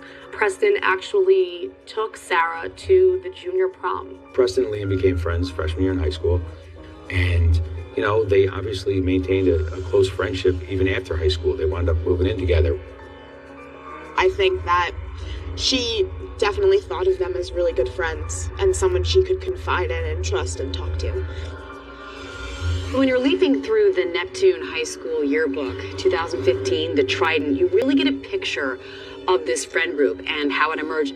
And then you see Sarah Stern. She was most artistic. Her quote, "Be yourself. Don't ever be what you think other people would want you to be." There's a best friend section of the yearbook where you see Liam and his twin brother Seamus and Preston. Liam McAtasney has a quote.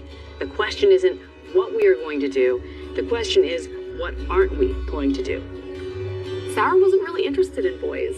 She was very much doing her own thing, looking to pursue her art, start her career. She was never romantically involved with Liam nor Preston, and she was happy to have them as good guy friends. They bonded over things like movies and video games and comic books, the things that she was genuinely into.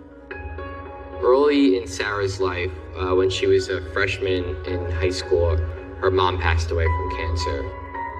She definitely learned to lean on her dad and her friends and use that support system around her when she needed it, so she never had a reason to feel alone. Sarah and her dad were very close. They became even closer after her mother passed away. She started to develop, started to blossom, and she had this passion for art, for the YouTube scene, and she just had plans and dreams. A reckless optimist was her favorite quote. A reckless optimist. Yeah, always looking at the bright side of things and always marching forward no matter what. So later that day, the second Uber driver calls the police. I called Belmar's dispatcher and, explained to him I saw a car on the bridge and I saw, a male. And the dispatcher said, a male? We're not looking for a male, we're looking for a female. So that's where the first hint of something weird was going on for me. After the 911 call was put in and police find Sarah Stern's car on the Route 35 bridge, they are frantic to find where she may be, anyone who was with her or who had last seen her. And so they are knocking on doors. That's who's safe place!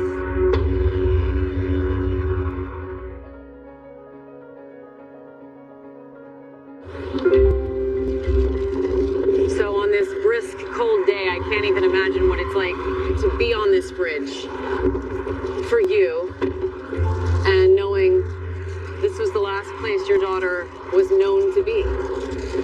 It's always been difficult. It was so emotional on that bridge with Michael Stern, Sarah's father. It's heartbreaking on so many levels, and his pain is palpable. It's a feeling of emptiness and hurt. The Shark River runs underneath this bridge. It's not particularly deep, but it's very dangerous because the current moves quickly. That water ultimately ends up in the Atlantic, which could potentially be important as you look at this case. By 3:17 a.m., that car is towed off the bridge. That's kind of where the investigation starts. The Neptune City Police goes to Sarah's house on Ridge Terrace. Is there a dog in here? There's a really unique element to this case, and a great one, where the police, as they go and interview people, they have body cameras on. The camera's on, so. Which really provide a real-time window into exactly what the police are doing, what they're saying, even what they're thinking. There's a teenager that's supposed to be driving. It's parked on top of that bridge. We're getting no answer at the house. I have an open door at the house. I might go inside and make sure everything's kosher here. I want to make sure we don't have a jumper. Hey, mount yourself real well. That's in C, please! Hello? Hello? That's in C, please! Police go to her house. The back door is open, and the lights are on, and there is no sign of Sarah. Hello? The only thing home is her dog Buddy, who she loved more than anything, who normally has his run of the house, and now, when they went to go look for her, he was locked in his crate. But the dog's in a cage, so somebody put the dog in a cage. Hello? Police department. She had so much love in her heart for her friends and her family and her dog Buddy. She loved that dog more than anybody I've ever known to love an animal before. I'm looking for the doggy. Get a good doggy. Treat for the doggy. We called Neptune, that's what we found. And we went through the whole house. There was nobody home. Sarah Stern lives with her father, Michael, and so he's somebody logically the police would reach out to, and they quickly realized that he wasn't in town. They found him in Florida on vacation. Well, they were checking the house. They said, not in the house. Now we're kind of wondering what's going on. She would never leave without telling me. She would never leave fighting her dog. The dog was in the cage at the house. Her car was found with nobody in it. Robin Draper is one of the Stern's neighbors. Her daughter Carly and Sarah grew up together. Okay, she brought over today a bin. Can I bring my mother's stuff to your house? So she brought a bin of stuff of her mother's to your house? I said, yes, I'll put it in a cubby. And I tried texting her, and nothing. We know that at some point, Sarah was taking personal belongings, putting them in bins and distributing them. And on that particular day, the day that Sarah went missing, Liam and Sarah went over to the Draper's house and left off some bins of some of her personal items. Is she depressed? I think she's Is she not suicidal in any way, do you think? I don't know. Police quickly find out that she was last seen with one of her best friends. I said, did anybody get in touch with Liam McIntyre? And Sergeant Bradley Hines goes to his apartment and bangs on the door pretty furiously and opens to a groggy Liam who had seemingly just woken up. It was the middle of the night, and is asking him about where is Sarah. Liam. You Liam? You got a second? Can I come in and talk to you real quick? Yeah, no problem, boss. Is Sarah here by chance? No. When was the last time you talked to her? I was with her today. Turn some light on if you don't mind. I mean, we went to get food today. You went to work at what time? 4:30. Okay, so you haven't talked to her since 4:30? You have a cell phone you can reach out to her on? I actually haven't been able to find my cell phone. Any idea where it's at? Calling all day. Liam tells him that they spent the afternoon and the early part of the evening together before he had to go to work at Brennan's Steakhouse, and he hadn't heard from her after that. What was her mindset last time you talked to her? I just know she's been trying to get away.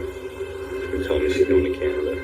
Liam starts to tell Sergeant Hines that she has been going through a lot, that her relationship with her father has become somewhat volatile over the last few months, and that she was looking to get out. Trying to get away, okay. Canada, she's been real depressed lately? Her dad is crazy. Okay, and then she's dealing with the loss of her mother. That she wanted to move to Canada, that she was packing up these things, and she was ready to go. And he freely shared, yeah, I was just with her last night. She wasn't very happy. She appeared depressed. It appeared like she wanted to leave, wasn't getting along well with her father. You hear anything? Call the Neptune City or Neptune Township Police Department. Let us know. Thank you. Hey, Sergeant Hines, Neptune City. What do you guys have this thing listed as, this car on the bridge? Is it a missing person? Is it... She's been very depressed. Her father's got a new relationship. She's not getting along with her father. There's all kinds of emotional issues with her. I woke up around 5 a.m. the morning of December 3rd.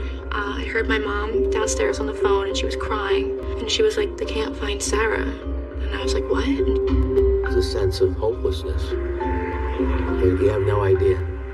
Sarah's my only child, and it's a hard feeling that we couldn't find her. She had just disappeared. Just vanished.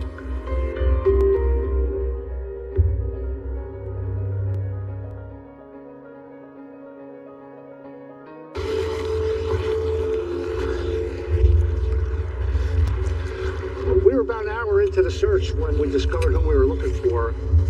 Kind of sent a tingle down my spine. Sarah was our neighbor for her entire life. I've been on a lot of searches for a lot of people, but this is the first time we were searching for somebody that we knew, so made it a little more difficult.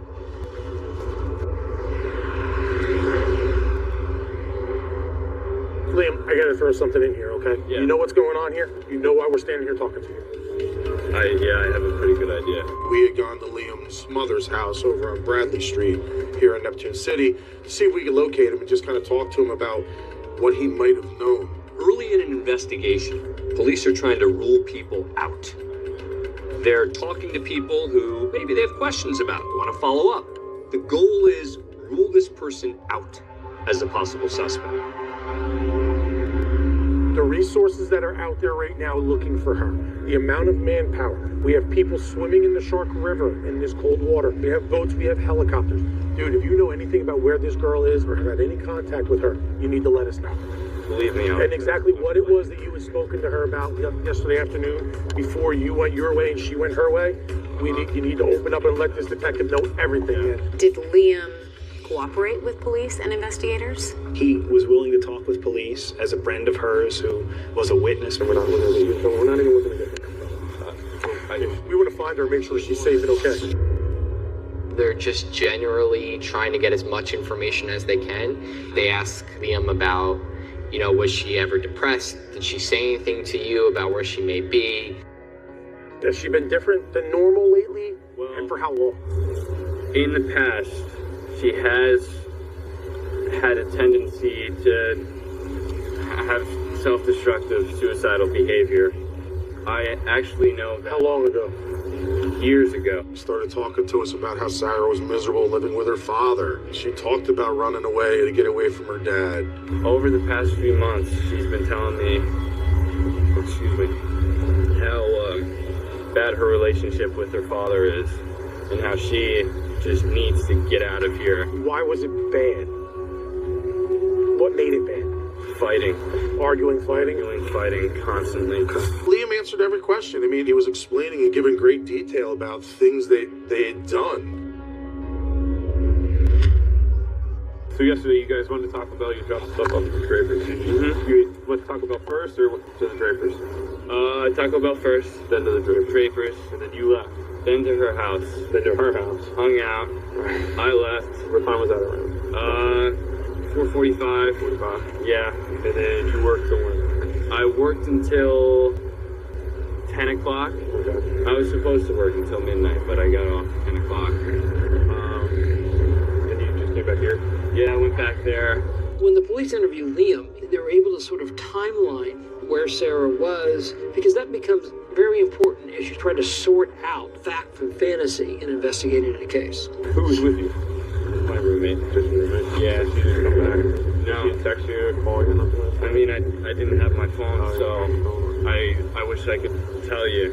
Nothing caught me off guard or out of the ordinary in that conversation. Again, Liam, we've said it a couple times. I'm going to throw it at you one more time, dude. We just want to make sure she's okay. Nobody's going to get in any trouble here.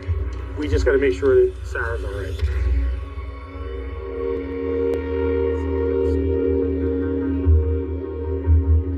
On December 6th, 2016, Sarah's family organized a civilian search. There were hundreds of people at this search.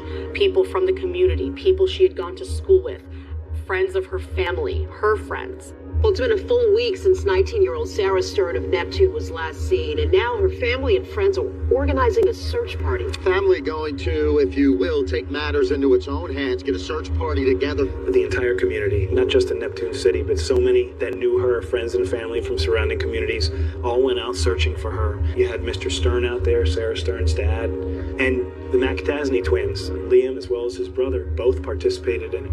She's pretty strong, so hopefully we're gonna find something today. The detectives did spend time looking at different routes from her house to the bridge to see if we could find surveillance or anything, and there was nothing. Police are searching for any evidence, and then they think they get a break. They find out there is a surveillance camera under the Route 35 bridge and another camera on the neighboring railroad bridge. So they go out to the scene and they think, yes, we're finally going to see what happened on that bridge that night, only to find out that both of the cameras hadn't been working for years. Unfortunately, we didn't have any cameras that were working on the bridge. Those may be the only broken cameras in the story, because there were a lot of other cameras that were working. Some of the evidence, at least, happened right here because you had a neighbor with a camera. Right. I knew that they had cameras, but I didn't know if they caught anything. But when I got back Saturday night, we started looking at reviewing the tape and stuff, and we saw Sarah and Liam coming and going during the day.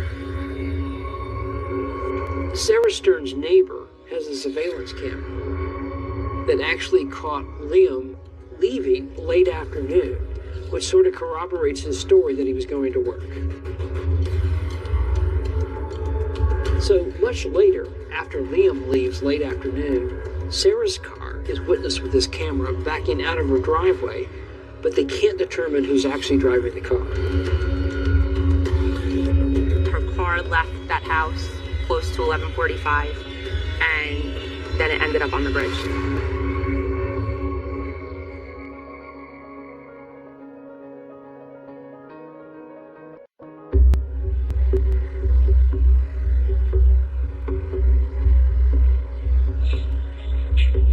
So it is, it's just pretty much the same thing. Like I said, the detective from the county's gonna come in and talk to you. Hey, Liam, thanks for coming in, man. No problem. I'm Brian. I'm a detective with the prosecutor's office. Nice to meet you, Ryan. The goal of that interview was for me to get to meet Liam and also speak to him directly in an effort to find Sarah. He was being cooperative with police. He was helping in the search efforts. He was always cooperative. He answered all their questions. Where do you live with Liam? I live with my roommate, Preston Taylor. Is he friends with Sarah also? Yeah. Yes. Yeah, we all went to high school together. Okay. Yeah. He had been questioned at this point several times and was looking to give any information he could. What's the extent of your relationship? I would say we're pretty close friends. Was she ever your girlfriend? No. Sarah's friends and family portray her as this happy-go-lucky girl that never had any reason to say she would hurt herself or hurt someone else. But Liam portrays a different picture. Does she ever talk about liking guys or, not that I know of, girls? No. She has been known to obsess over girls in the past, though. He talks about an ex-girlfriend of his, Maggie, who Sarah became obsessed with. She just would always say stuff like, Maggie, if you don't come here right now, I'm going to kill myself. During his interview with detectives, Liam also asks them this question. One thing I want to talk to you guys about was if she did jump off the bridge, what are the odds that she's not somewhere all the way out in the ocean by now? What kind of question is that? I don't understand what the fascination is about that particular statement. He's asking a question because this is a boy in a room with two men who are trying to figure out what happened to his best friend. What was interesting, when he asked the question, he also waved with his hand. He gestured. I found the question very odd.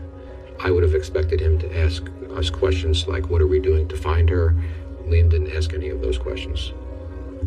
Did she tell you she was going to jump off the bridge? No.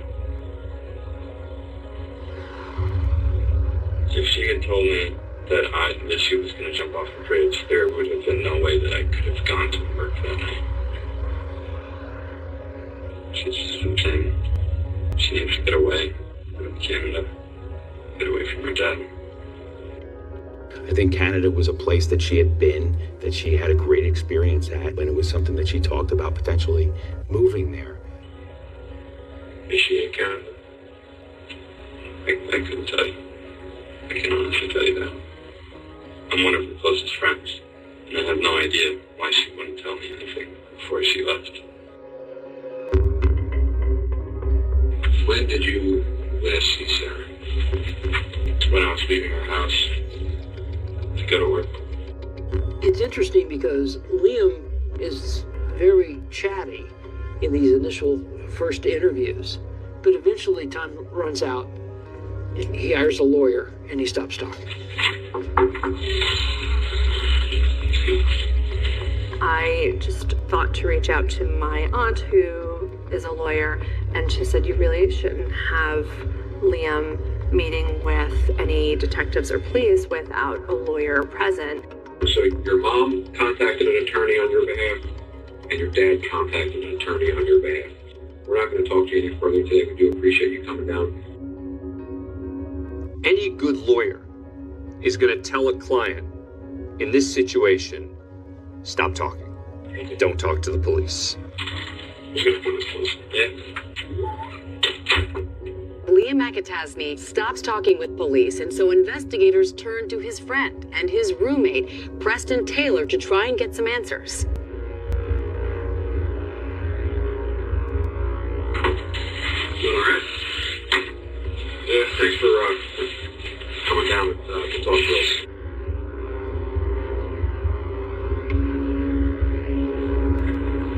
What did Liam tell you about his day that he spent there?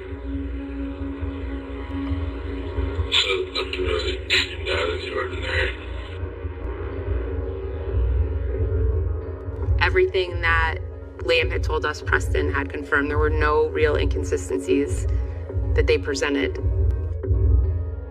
At one point in the interview, police asked Preston what he thinks happened to Sarah Stern. What do you think, Sam? And if you watch and listen closely, you'll hear his voice slightly crack, and his hand reaches up to wipe something from his eye. It's a jump. Okay, why do you think she jumped?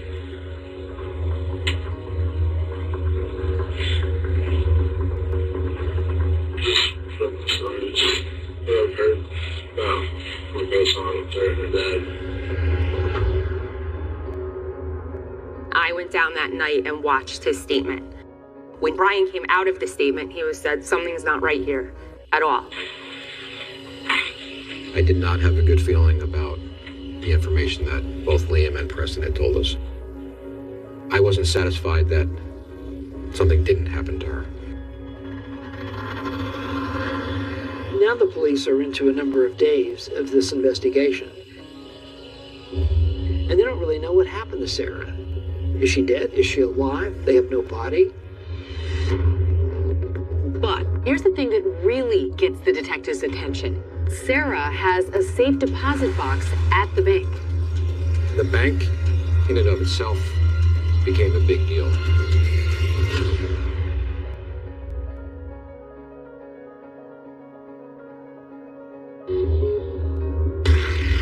It's another day of searching for the New Jersey teen. The search for her remains is focused on the Shark River inlet. Her car, 1994 Delta 88, was found on the bridge over the Shark River. A reward is now being offered in this case. Of course, police are saying if anyone has any information on the whereabouts of 19-year-old Sarah Stern from Neptune, to please give police a call. She seemed very happy, and she asked me to hang out that night. Carly Draper had an encounter with Liam and Sarah the day Sarah went missing. And she was telling me that she wanted to move to Canada. She hugged me. And I was like, love you. She's like, love you too. And that was the last time I saw her. As if her disappearance wasn't mysterious enough, it turns out there's another big twist in this case. Sarah appears to have come into a large sum of cash. Sarah, her family had a second home in Avon by the Sea. A couple months before she disappears, she's with Liam, apparently, and discovers a shoebox full of cash left by her late mother. She had spent about $10,000 of it and put the rest in a safety deposit box at Carney Bank in Bradley Beach. In the hours before she disappeared, Sarah went to the bank. One of her cousins got a message from the assistant manager at the bank who said, just, by the way, Sarah was here yesterday afternoon. That's when the police get told, and then we send the subpoenas and we get the surveillance footage and then the bank records. We, of course, wanted to know what time she accessed the box and what the contents of the box was, if there was anything that had remained in there. The bank has a two-keyed system, so the bank maintains the key and the customer has a key. Pull the box out, open the box up, and find $25,250 in 20s, 50s, and hundreds. My first thought was, wow, this is a lot of money. And then it was, this is old currency. And it was in a very bad condition. After finding this money, Sarah immediately called her aunt, Linda Stitley. Linda told her, don't tell anyone about this. Sarah, unfortunately, didn't listen to that advice. Police learned that she has a safety deposit box with a lot of cash in it. Does that tell them where to go or who the suspect is? No, but certainly something they're going to want to follow up on. Before Liam had stopped talking, detectives had asked him about the bank. Liam had failed to tell us that he had gone to the bank with Sarah. Liam had only told us about the fact that they left the house one time. And Sarah and I talked about, let's talk about here, one Neptune. Okay. Did you eat there? No, we went back to her house. Okay. Did you stay there the whole time after you went back to her house? Yeah. We actually went up in her room and played some video games. We were able to view surveillance video recordings from captured from across the street. And what we saw was that Sarah and Liam had actually left the house in a car 2 times. So we, of course, were interested in knowing where did they go that second trip. Did you go to the bank? I was with her. That's the way back from Taco Bell. Why did she stop at the bank? When did she tell you she was stopping at the bank? It's something to do with her money. I don't know. She had found money in that one house a few months ago. And, she has a lockbox full of money in there. I don't know. She was taking money out, putting money in there. How much money? I couldn't tell you. She never told me. She said it could be... She told me a range. She said it could be from 20 grand to 100 grand. She wasn't sure. Did she give you any of the money? No. Police find bank surveillance video of the day Sarah went missing, and she's inside the bank, seemingly very happy, lighthearted. She even waves goodbye to the bank manager, and this is the last time we see her face. In my mind, it eliminated the possibility that she ran away. You know, at 19 years old, if you have access to $25,000 in cash and you're running away, I would think that you would want to take that with you. At that point, we had also located her social security card, her passport, as well as Canadian and U.S. currency inside her bedroom. Finding that currency inside of her safety deposit box told us that it was highly unlikely that she would have left. Police continue to search. There are numerous police departments working on this missing persons case, and they continuously come up with nothing. We didn't have any answers. No sign of Sarah Stern anywhere, no sign of a body. My impression is that this would just end up turning into a cold missing persons case. Because we had nothing. No indication that she committed suicide, no indication that she did, in fact, leave the area willingly. No indication that she was murdered. It definitely never made sense to me. She loved everyone, so for her to leave without a trace and not say goodbye to her friends and family, that's not Sarah. That wasn't Sarah. Her ability to disappear and move to Canada and create some fake identity was never really plausible. The suicide angle of it was a little bit more believable. One detective, Brian Weisbrot, told me the first time I met him that he wouldn't stop looking for Sarah. He wouldn't stop until he found out what happened to her. And then police started to realize that maybe this wasn't a suicide and Sarah didn't run away. It's insane place! Hello? This girl that we thought had killed herself. All of a sudden, there was a major break in the case. The entire theory of our investigation changed right then and there. I got a call one night. Those detectives just sit down, we want to tell you something. And the person who turns this whole case upside down, jumping right out of the Neptune High yearbook, fittingly voted most likely to become famous. The young filmmaker is about to become responsible for one of the most chilling videos you'll ever see. When you saw the video, what was your reaction? First thing I thought is how Michael Stern's going to feel about this when he finds out exactly how his daughter died. I've been describing it as pure evil.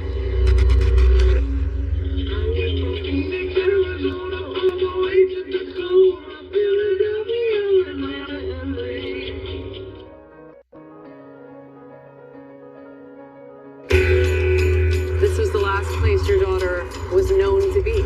There's this 19-year-old girl who has gone off the grid and no one knows why. She either might have committed suicide or she had run away in one of the stages of suicide. We have both. We have helicopters. Dude, if you know anything about where this girl is or have had any contact with her, you need to let us know. I'm one of her closest friends, and I have no idea. There's nowhere to hide, you're in too deep. She discovers a shoebox full of cash. She, in a way, sealed her fate with this money. The worst part of it is I thought I was walking out 50 grand, 100 grand in my pocket. That was not Liam to me. That was an act. He was doing an audition. That wasn't a movie audition. That's real life. Hello, police department. Pure evil. What, are you gonna live some foreign-ass life?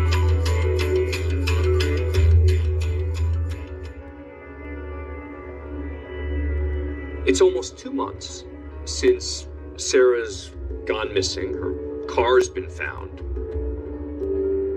But no other real sign of her. And no concrete leads. Can you describe for me as a father what it was like during those 2 months, the not knowing? It's horrible. It's a sense of hopelessness. When you have no idea.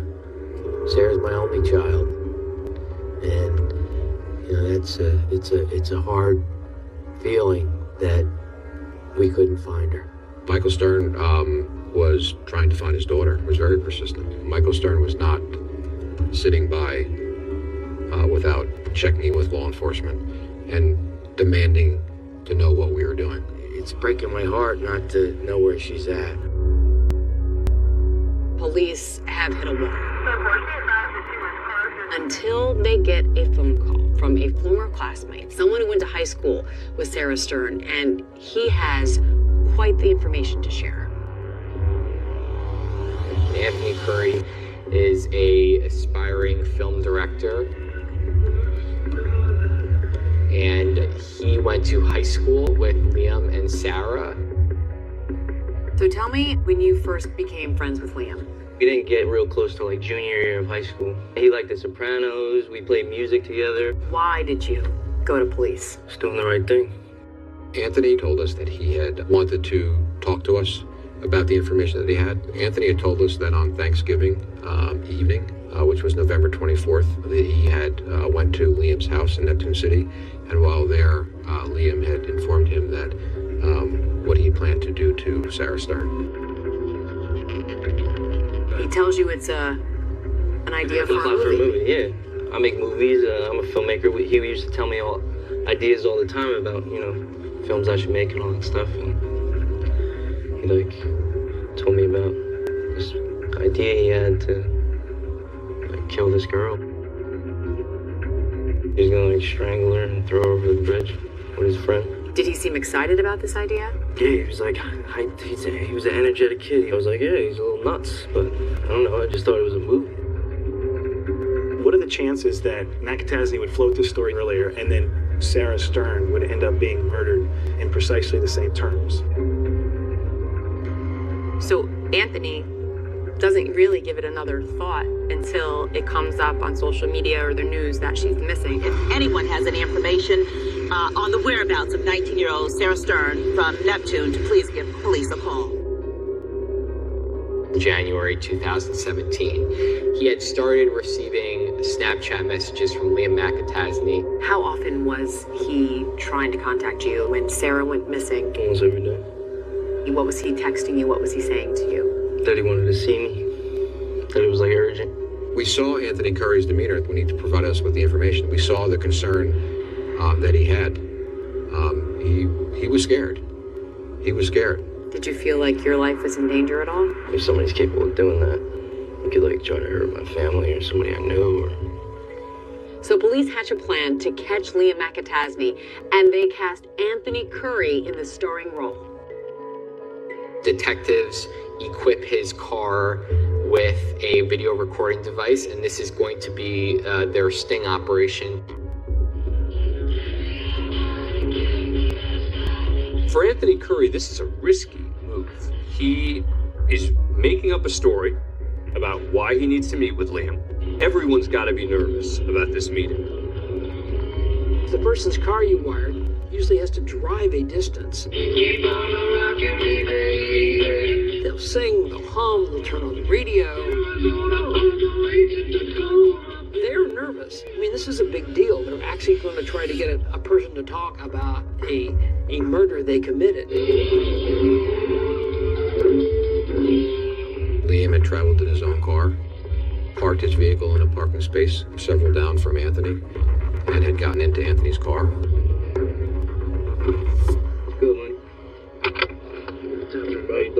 We were listening live through electronic equipment. You want a cigarette? Nah, I'm good. I quit the. Were they telling you what to say? They did say, you gotta act sort of like Donnie Brasco. You gotta, you gotta ask him questions. As soon as he got there. You felt me down for a while. Dude, you can't blame me for doing this, right? I gotta feel you up real quick, alright? No disrespect. What were you thinking then when he did that? It's real. And he just spills his guts. I didn't really have to do much work. Like, he wanted to tell me, you know? I think he wanted to get it off his chest. Yeah, I got the FBI on my ass, dude. About what? About killing Sarah. They were up my ass. First it was just normal police. They were on my ass, and I had to go in and get interrogated by them multiple times. But then it kept moving up levels, and now it's a federal case. That's not even the worst part. The worst part of it is I thought I was walking out 50 grand, 100 grand in my pocket. She had one safe, and she took money out, and she only had 10 grand. And this money, I don't know if it was burnt or something. It's old money, terrible quality. I don't even know if I can put any of it in the bank. So what, do you have it hidden? Yeah. Where'd you hide it? Sandy Hook. First it was in my house for a long time, but then I stopped trusting Preston. We threw her off the bridge.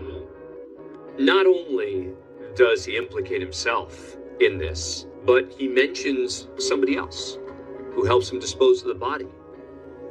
Police didn't know about that. They didn't even suspect that. She goes to walk out the front door.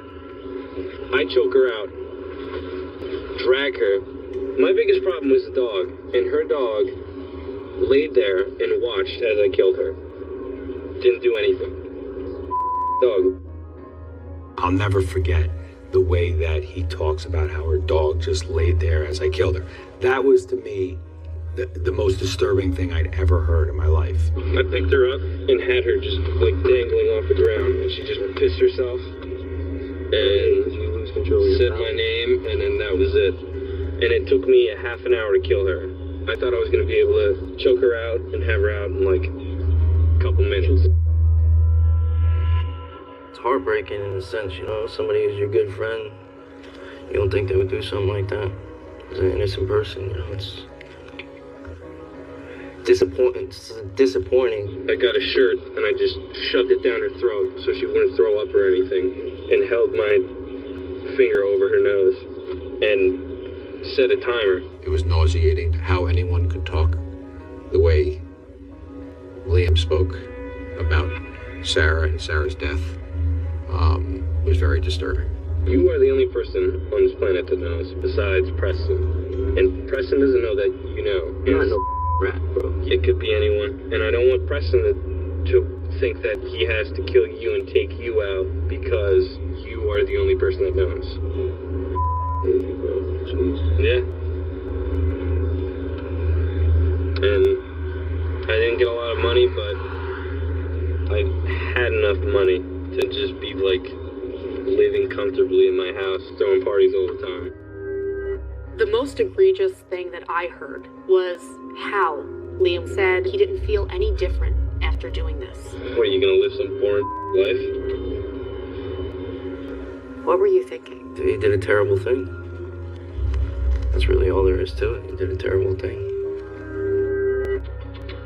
When you saw the video, what was your reaction? My head hung. I have children. The first thing I thought is how Michael Stern's going to feel about this when he finds out exactly how his daughter died.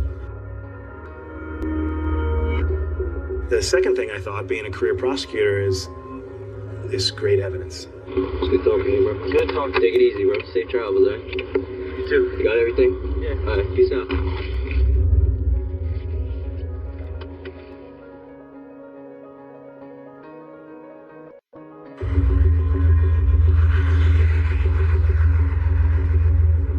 Detectives in Monmouth County, New Jersey have just recorded what they say is an undeniable confession to murder. What's up, everybody? How you doing? You want a cigarette? Nah, I'm good. I quit the... After the consensual recording had concluded, we listened to the recording that night. I choked her out, and then she was just laying there having a seizure or something. He literally gives a blow-by-blow of how he killed her, where he killed her, how long it took him to kill her. and it took me a half an hour to kill her. How they moved the body, where they hid the money. First it was in my house for a long time, but then I stopped trusting Preston. He also mentions his roommate and his partner in crime, Preston Taylor. And then I had to go straight to work. So Preston came over, took the body, put it in the bushes. We made a decision to locate Preston first. We had learned that Preston would be traveling to Brookdale Community College in Lincroft. We had conducted a motor vehicle stop of his vehicle, and once we stopped his car, we transported him to the Monmouth County Prosecutor's Office. We know what happened to Sarah. We know what your involvement in it was. All right? We want to know why Liam did what he did. What did he do? He killed Sarah. Okay? You know that? Correct? Yes, correct. Okay. I don't know if I've ever seen anyone confess that quickly. I mean, that's really the reality of what happened with Preston Taylor. And then he just goes on for, 52 pages or something in a transcript of describing everything that they did. I had got home just as he was getting ready to run out the door for work. He was like, dude, I did it. What did you take that to mean? I told him he killed Sarah. Okay. He said that her body was still at the house, and that he needs to give her lives back. Preston takes police back to what he says is the scene of the crime, Sarah Stern's house, and he reenacts what he says he and Liam did that night. We're here for the purpose of doing a walkthrough of Sarah Stern's residence, is that correct? Correct. I mean, it's powerful. He was willing to go back there to this place where he had done some pretty awful things and show the detectives how they did this and how they did that. This door was closed. This one I couldn't get open, but I was able to push this one open, enter, and Sarah was slumped in this corner right here. She was sitting like this, tucked into the corner and leaning over the toilet. So Liam has Preston go back to Sarah's house and move Sarah out of the house to the bushes. Just show us how you were positioned when you were taking her out. She was been facing away, and I had my arms under her shoulders like this. So with her feet dragging on the ground? Yeah. And then I carried her over here and kind of sat her under the bushes right here. It's interesting because he's basically like a flat line. It comes across as very matter-of-fact and cold as to, exactly what they're doing, which is a very, very gruesome crime. Now, why did Liam come back here with you? What was your purpose in being here? To move Sarah's body to. Okay. Liam went inside the house to get the safe. He gave me the safe. Okay. And I put the safe back over by where we jumped the fence. Okay. They dragged Sarah's body out from under the bushes, drag her to a fence. It almost brings you back to that point where you can see him dragging her, and they just toss her over like nothing.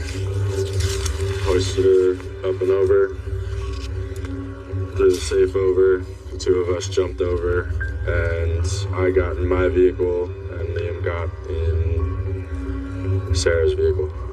He only took responsibility for assisting with disposing of Sarah's body over the bridge, but he was very cooperative in the fact that he had taken us to multiple locations where the safes were buried. Where is that safe now? Buried in Charlie Body. Did you bury it or did Liam bury it? Liam buried it. Liam did? With the money? Right. Where's the money? One's another safe.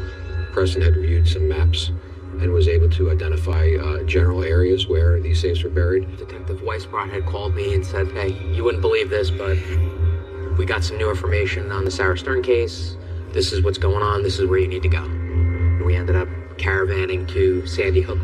Once we had traveled to Sandy Hook, he had directed us to the lighthouse, and the location where the safe was buried was just east of the lighthouse. The area that safe was buried, it was pretty nondescript. It was all overgrown.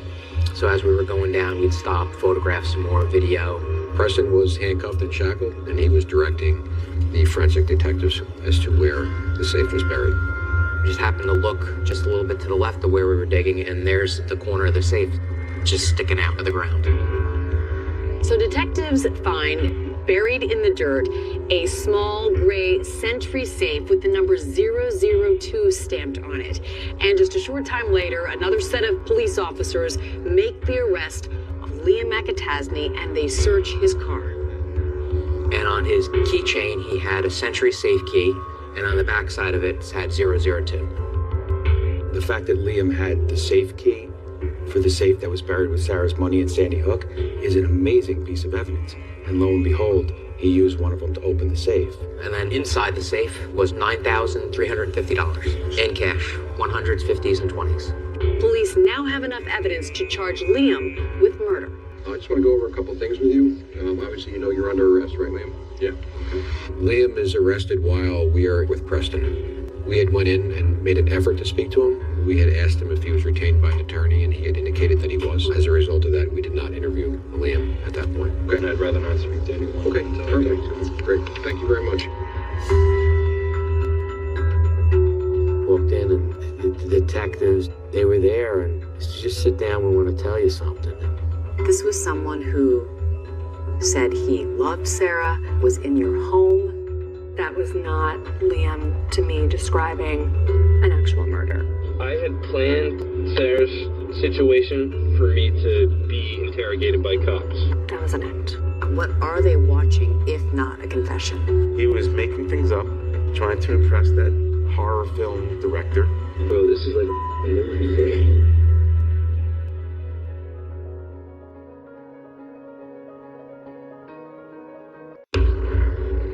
It's now exactly 2 months to the day since police found Sarah Stern's abandoned car up on that bridge. She seemingly had vanished without a trace.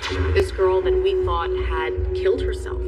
All of a sudden, there was a major break in the case. 2 people have been arrested for the murder of Sarah Stern. And they are not just 2 random people, they are 2 people who grew up with her and knew her well, Liam McAtasney and Preston Taylor. They were childhood friends. I came home from work and I started making dinner, and I noticed there was a bright light coming from my backyard, and I looked out the back window and I thought Liam and his friends were shooting a movie or a video, and I decided to go back there and say hi to everybody. And then a detective yelled at me to stand back, and at that point I realized that people were going through my son's trash. They had gloves on. They were raiding my son's home. I asked where my son was, and I was told, "Liam, you have to get back." It was a 2-bedroom, 1-bath, small house. The living room, kitchen, dining room, all one area. Liam's bedroom was pretty neat and orderly. Preston's, on the other hand, was not. There was nothing of any significance found. Typical teenager, a lot of booze around and things like that. So while all of this is going on, Liam's mom, Megan McAtasney, has no idea where her son is. She hasn't been in communication with him. She can't talk to him, and she's not getting any answers from police. It's 2:33 a.m. that I got the call and was told what Liam was being charged with, and my head was just spinning because I didn't understand what was happening. I grew up at the beach. And when somebody goes in the water, they wash up somewhere. And when Sarah had not washed up onto any of our shores, it gave us hope that Sarah had maybe run away. And so in my head, I was thinking that Sarah needed to get away. And for some reason, she felt she couldn't tell any of us. And that's why she was moving all of her belongings into different people that she trusts homes. And that's why she had gone to the bank. And all of these things were making sense. And for whatever reason, she felt she couldn't tell us. And that's what I had been thinking up until that moment, so I didn't understand why my son was being charged. I got a call. I wasn't home, and they said, well, we'd like to talk to you at the house. The detectives, the police department, they were there, and just sit down, we want to tell you something. And that was not the news you wanted to hear. And that was after the taped confession that they had. And I actually didn't hear that. They just told me what was on there, and they said it was just, you don't want to hear the details. Even though prosecutors have this so-called confession tape by Liam McAtasney, they still want that ace in the hole. To be able to put on the only other person that saw her dead body prior to putting her in the water, like, I just thought that was important. So Preston Taylor takes police on another field trip. This time to the Route 35 bridge. It's the last known place Sarah Stern's body ever was. Now I'm pulling my vehicle off to the shoulder of the roadway. Is this the area where the car was parked? No, a little further up. We wanted to bring Preston to the bridge so he could identify the exact location where they threw her over the bridge. We had put a life jacket on Preston Taylor. We wanted to ensure that we took all necessary safety precautions in the event that something were to happen on the bridge. Liam was going to throw the body over himself and then run across and jump over the median and get in the passenger seat of my car, but he wasn't strong enough to pull Sarah up and over himself. So he radioed me on the walkie-talkie and told me to loop around and to come help me get her over. Liam had her by the shoulders and hoisted her up onto the railing, and then I pushed her feet over so that she was going over the rest of the way. We heard a loud metallic bang, and that was all. And so they decide to make a deal with Preston Taylor to turn his testimony against Liam. Pleading guilty to counts 2 through 7 of the accusation. Is that correct? Yes, sir. Preston Taylor accepted responsibility, agreed to cooperate with the state. He pled guilty to disposing of Sarah's remains. Preston wishes he had acted differently. Preston has cried with me. Preston has now tried what he could to try to atone for himself. He knows whatever he does, he can't bring her back. Preston, I always thought of him as a storyteller. I never thought him to be credible. So to see him confessing towards Liam, I didn't believe it. None of it made sense to me. I don't have anything nice to say about Preston. We sat down and spoke with Liam's mom about the case and about watching that chilling videotape, that so-called confession that her son made. And it took me a half an hour to kill her. I thought I was going to be able to choke her out and have her out in like a couple minutes. Liam doesn't speak about things lightheartedly. That was not Liam, to me, describing an actual murder. That's not the tone Liam uses when he speaks about something serious. It was an act. He was doing an audition. He was making things up, trying to impress that horror film director. They were making movies together. Liam was writing scripts for him. Liam was going to star in some of Anthony's movies. That wasn't no movie audition. That's real life. Trust me, I worked in film for years. I know the difference between reality and fiction. That's reality. What did you make of the defense's assertion that Liam was auditioning? He was acting and not confessing on that tape. I don't even know how, unless you go into total fiction. That's all that was. I don't know what he was auditioning for. The only movie being made was that videotape describing a horrible murder. Does Liam deny having that conversation with him earlier around the Thanksgiving time? He absolutely denies that.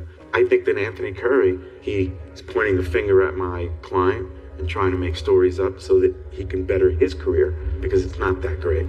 Did Liam McAtasney, your client, kill Sarah Stern and throw her body over the Route 35 bridge? No.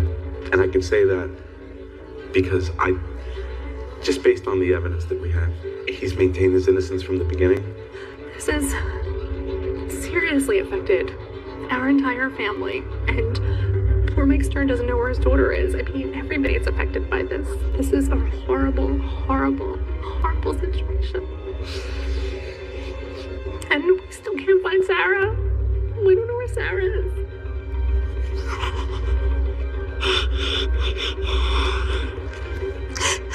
Just stopped looking. I'm here because I want justice for Liam and I want justice for Sarah Stern. There's not enough pieces pieces to put together to make heads or tails of anything. And the fact that Sarah just disappeared and no body's been recovered or anything is just, it's terrifying. In every bone in my body, I do not believe Liam is capable of killing Sarah Stern, who he loved and adored. I do not believe Liam is capable of killing anybody. But what really matters is what those 12 jurors who are about to hear the entire case, what will they believe? This is the trial of the matter, State of New Jersey versus Liam McIntyre.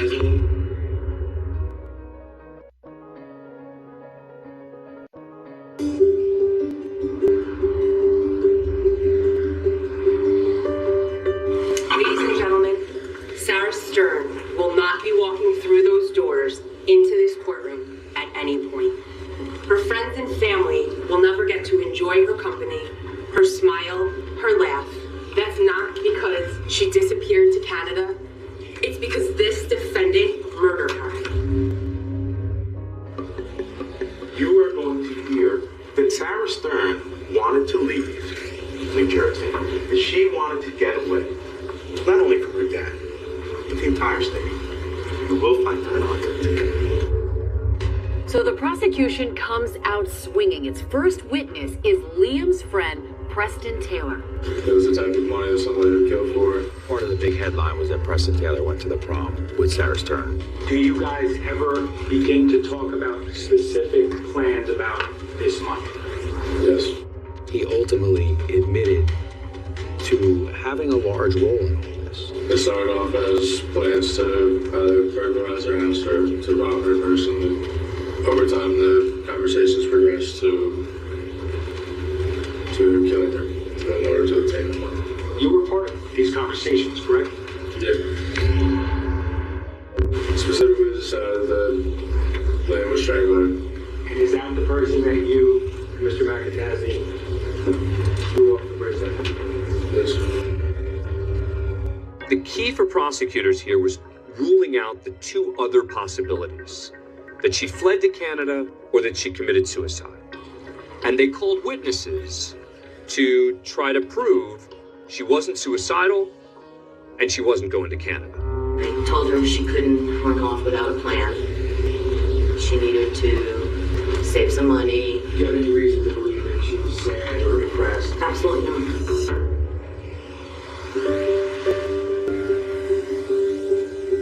There was a real heartfelt moment at court when the bank manager took the stand and talked about his last exchange with Sarah Stern on the day she went missing, and it was an emotional moment that everyone in the courtroom felt.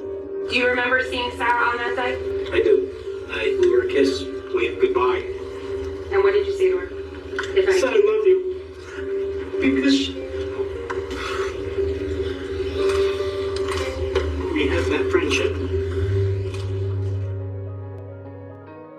Testimony resumed this morning in the Sarah Stern murder trial. Stern's father testified about her sudden disappearance. Her remains have never been found.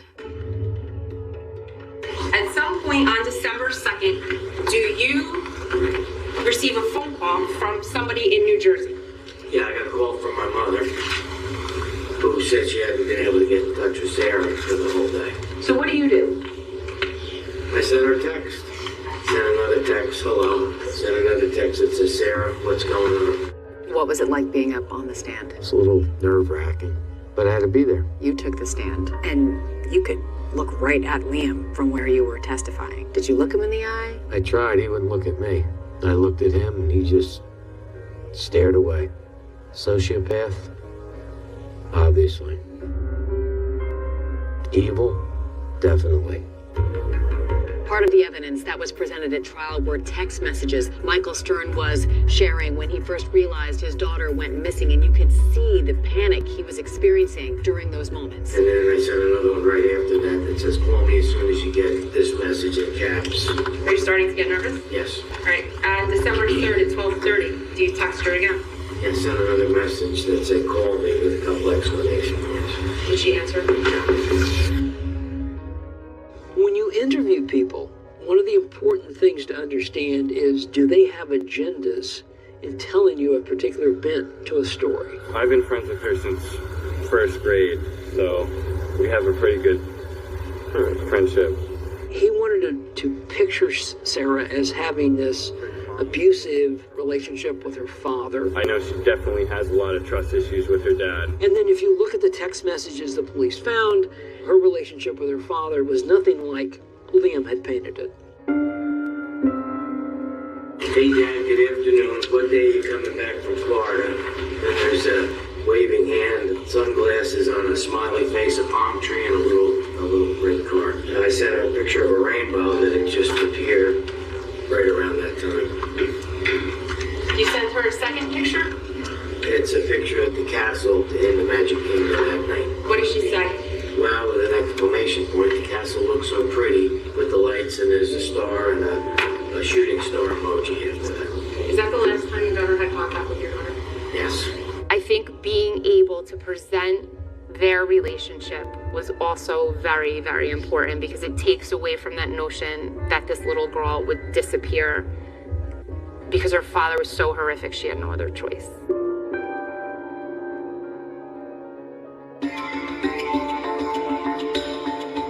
The defense's strongest argument is that some of the details don't match with some of the evidence. There was no vomit recovered from the interior of the house, correct? Yes, sir. And there was no urine recovered from the interior of the house, correct? Yes, sir. It's a very typical defense argument, which is not everything fits. The problem for the defense is that if you look at it in its whole, together, it all does kind of fit. The biggest hurdle for the prosecution to overcome? There's no body.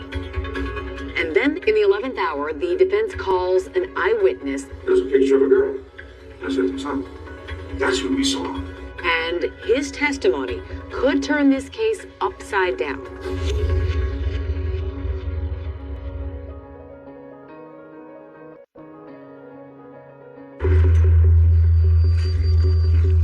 Michael, I'm so sorry that Sarah's still missing. I can't imagine being alone and not knowing where my child was. Testimony resumed this morning in the Sarah Stern murder trial. Do you solemnly swear or affirm that the testimony you give shall be the truth, the whole truth, and nothing but the truth? Yes. Why are you here? Doing the right thing. Anthony Curry seemed like a reluctant but incredibly important witness. Anthony Curry says that he goes to Liam McIntyre's house at approximately 11 o'clock on Thanksgiving night. And all of a sudden, Liam turns to him and says, hey, I got a great idea. He told me he was going to, Sarah, she found some money. And they were going to count it together. He was going to choke her out, bring her to the bridge, throw her off. Preston was going to drive the escape vehicle, and they were going to bury the money. And leave the keys and the ignition and make it look like she killed herself. He said it would be a great idea for him to leave. Did you think he was serious? No.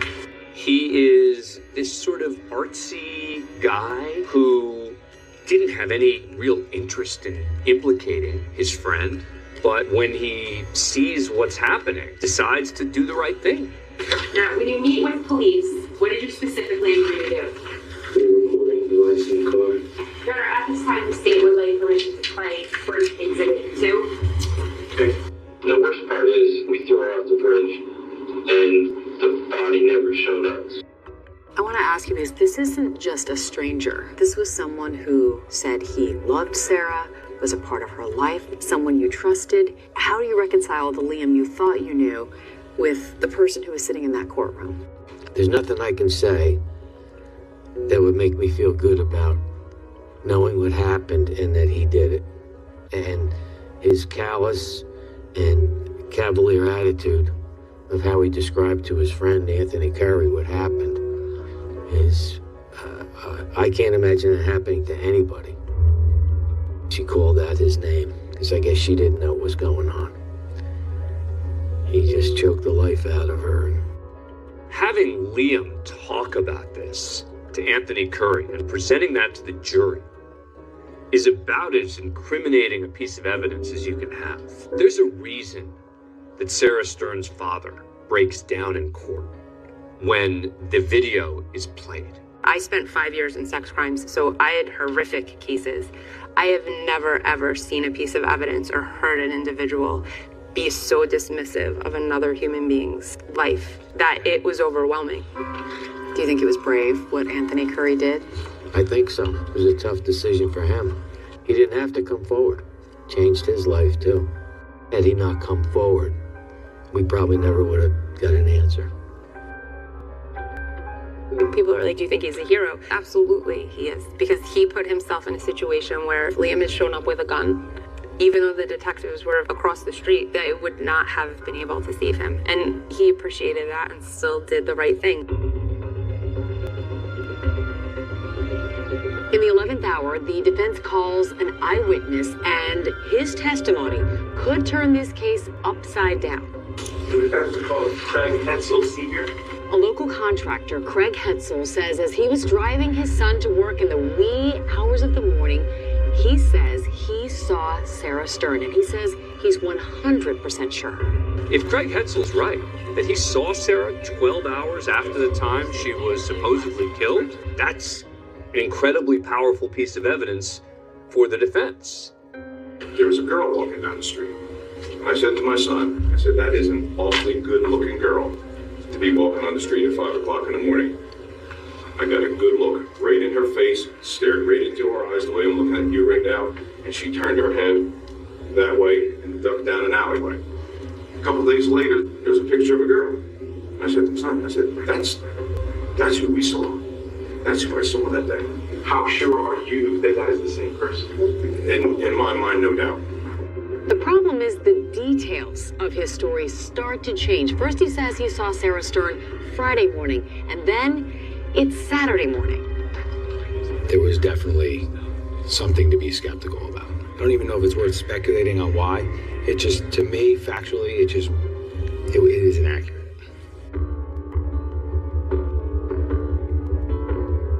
The Monmouth County Prosecutor's Office investigated this case. They did not find any signs of a struggle inside that residence that would corroborate what he's saying, what he's making up. The it's a story or it's a movie makes no sense. This was the ultimate cheap shot. Sarah had plans. She wasn't killing herself. Their intention was to rob her, but they knew that in order to rob her, they were prepared to kill her. She's lying there having a seizure. He puts his finger over her nose and he ends her life. That, ladies and gentlemen, is murder. It's now been 6 weeks. Closing arguments are in. The judge has instructed the jury. And now, the people impacted most, the defendant, his family, the victim's family, have to wait for the verdict.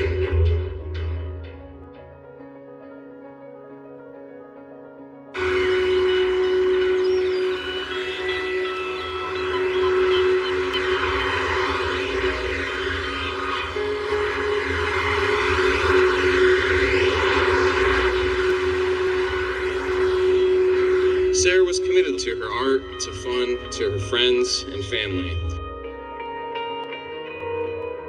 She had a real talent for creating art. It was her calling, it was her gift. She would call it practicing reckless optimism. She did these beautiful drawings that she would gift to people, and then she would light up from their reactions to her artwork. Talking with Michael Stern, she was so real to him, and her artwork is still there, and through her artwork, Sarah lives on with Michael. So this is just coming in, an email from the courthouse, and Liam McAtasney has been found guilty of murder. We begin with breaking news. A guilty verdict in the Sarah Stern murder trial. Liam McAtasney now facing life in prison. Can you find us count one of the indictment as to whether the defendant, Liam McAtasney, committed the crime of murder by purposely or knowingly causing the death of Sarah Stern? Guilty. I remember sitting there and I just kept hearing guilty, guilty, guilty. And then you're like, okay, great. Like, he won't be out in the world to go harm any other people. But you're like, Sarah's still gone. She's never gonna come back.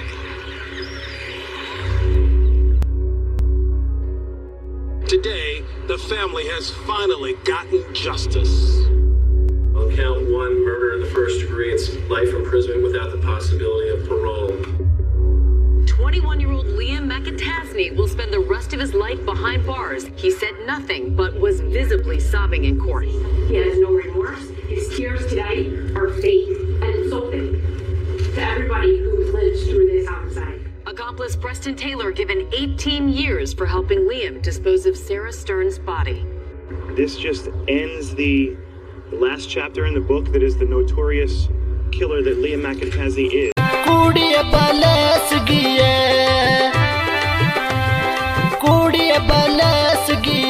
तेरी टोर मस्तानी है बस suit तेरो सत रंग गो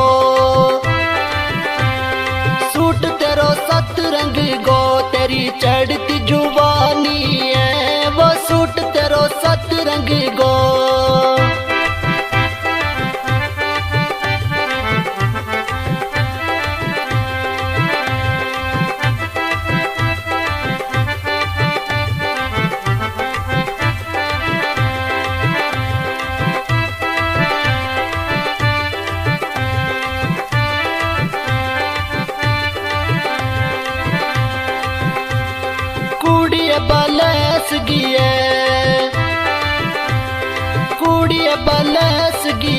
तेरी बायां विच बंग सोबे वो अखां विच सुरमो तेरे अखां विच सुरमो तेरे हाथ मेहंदी गो रंग सोबे वो कुड़ी बलेस गिए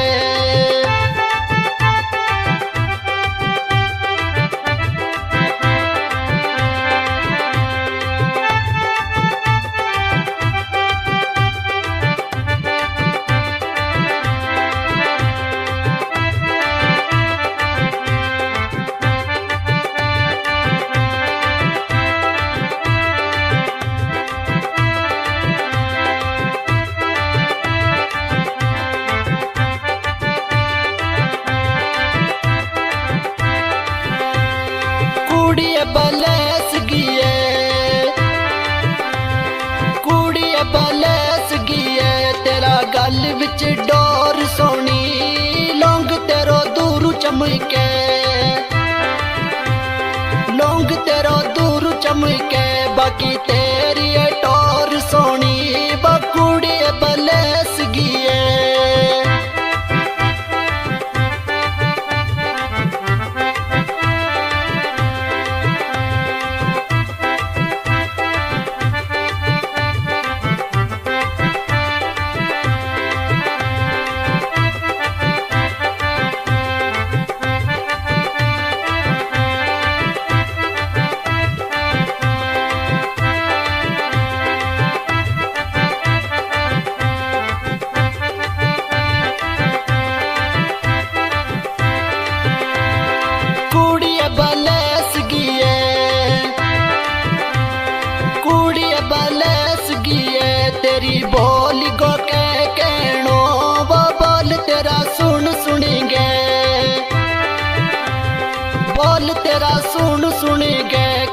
पलती ना देखता रहनो वे कुड़ी बलेस गिए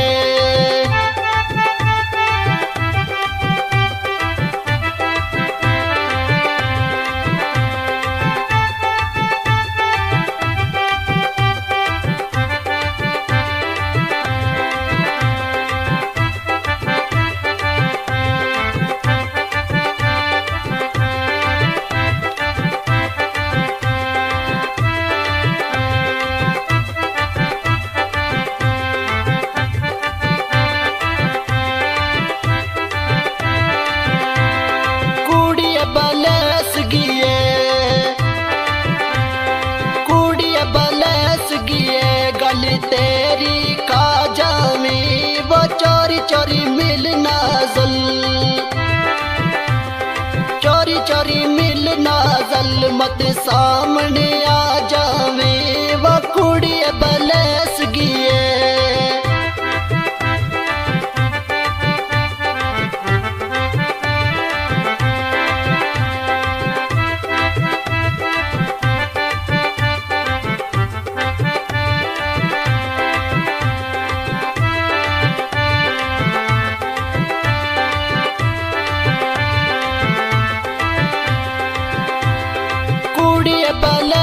गिए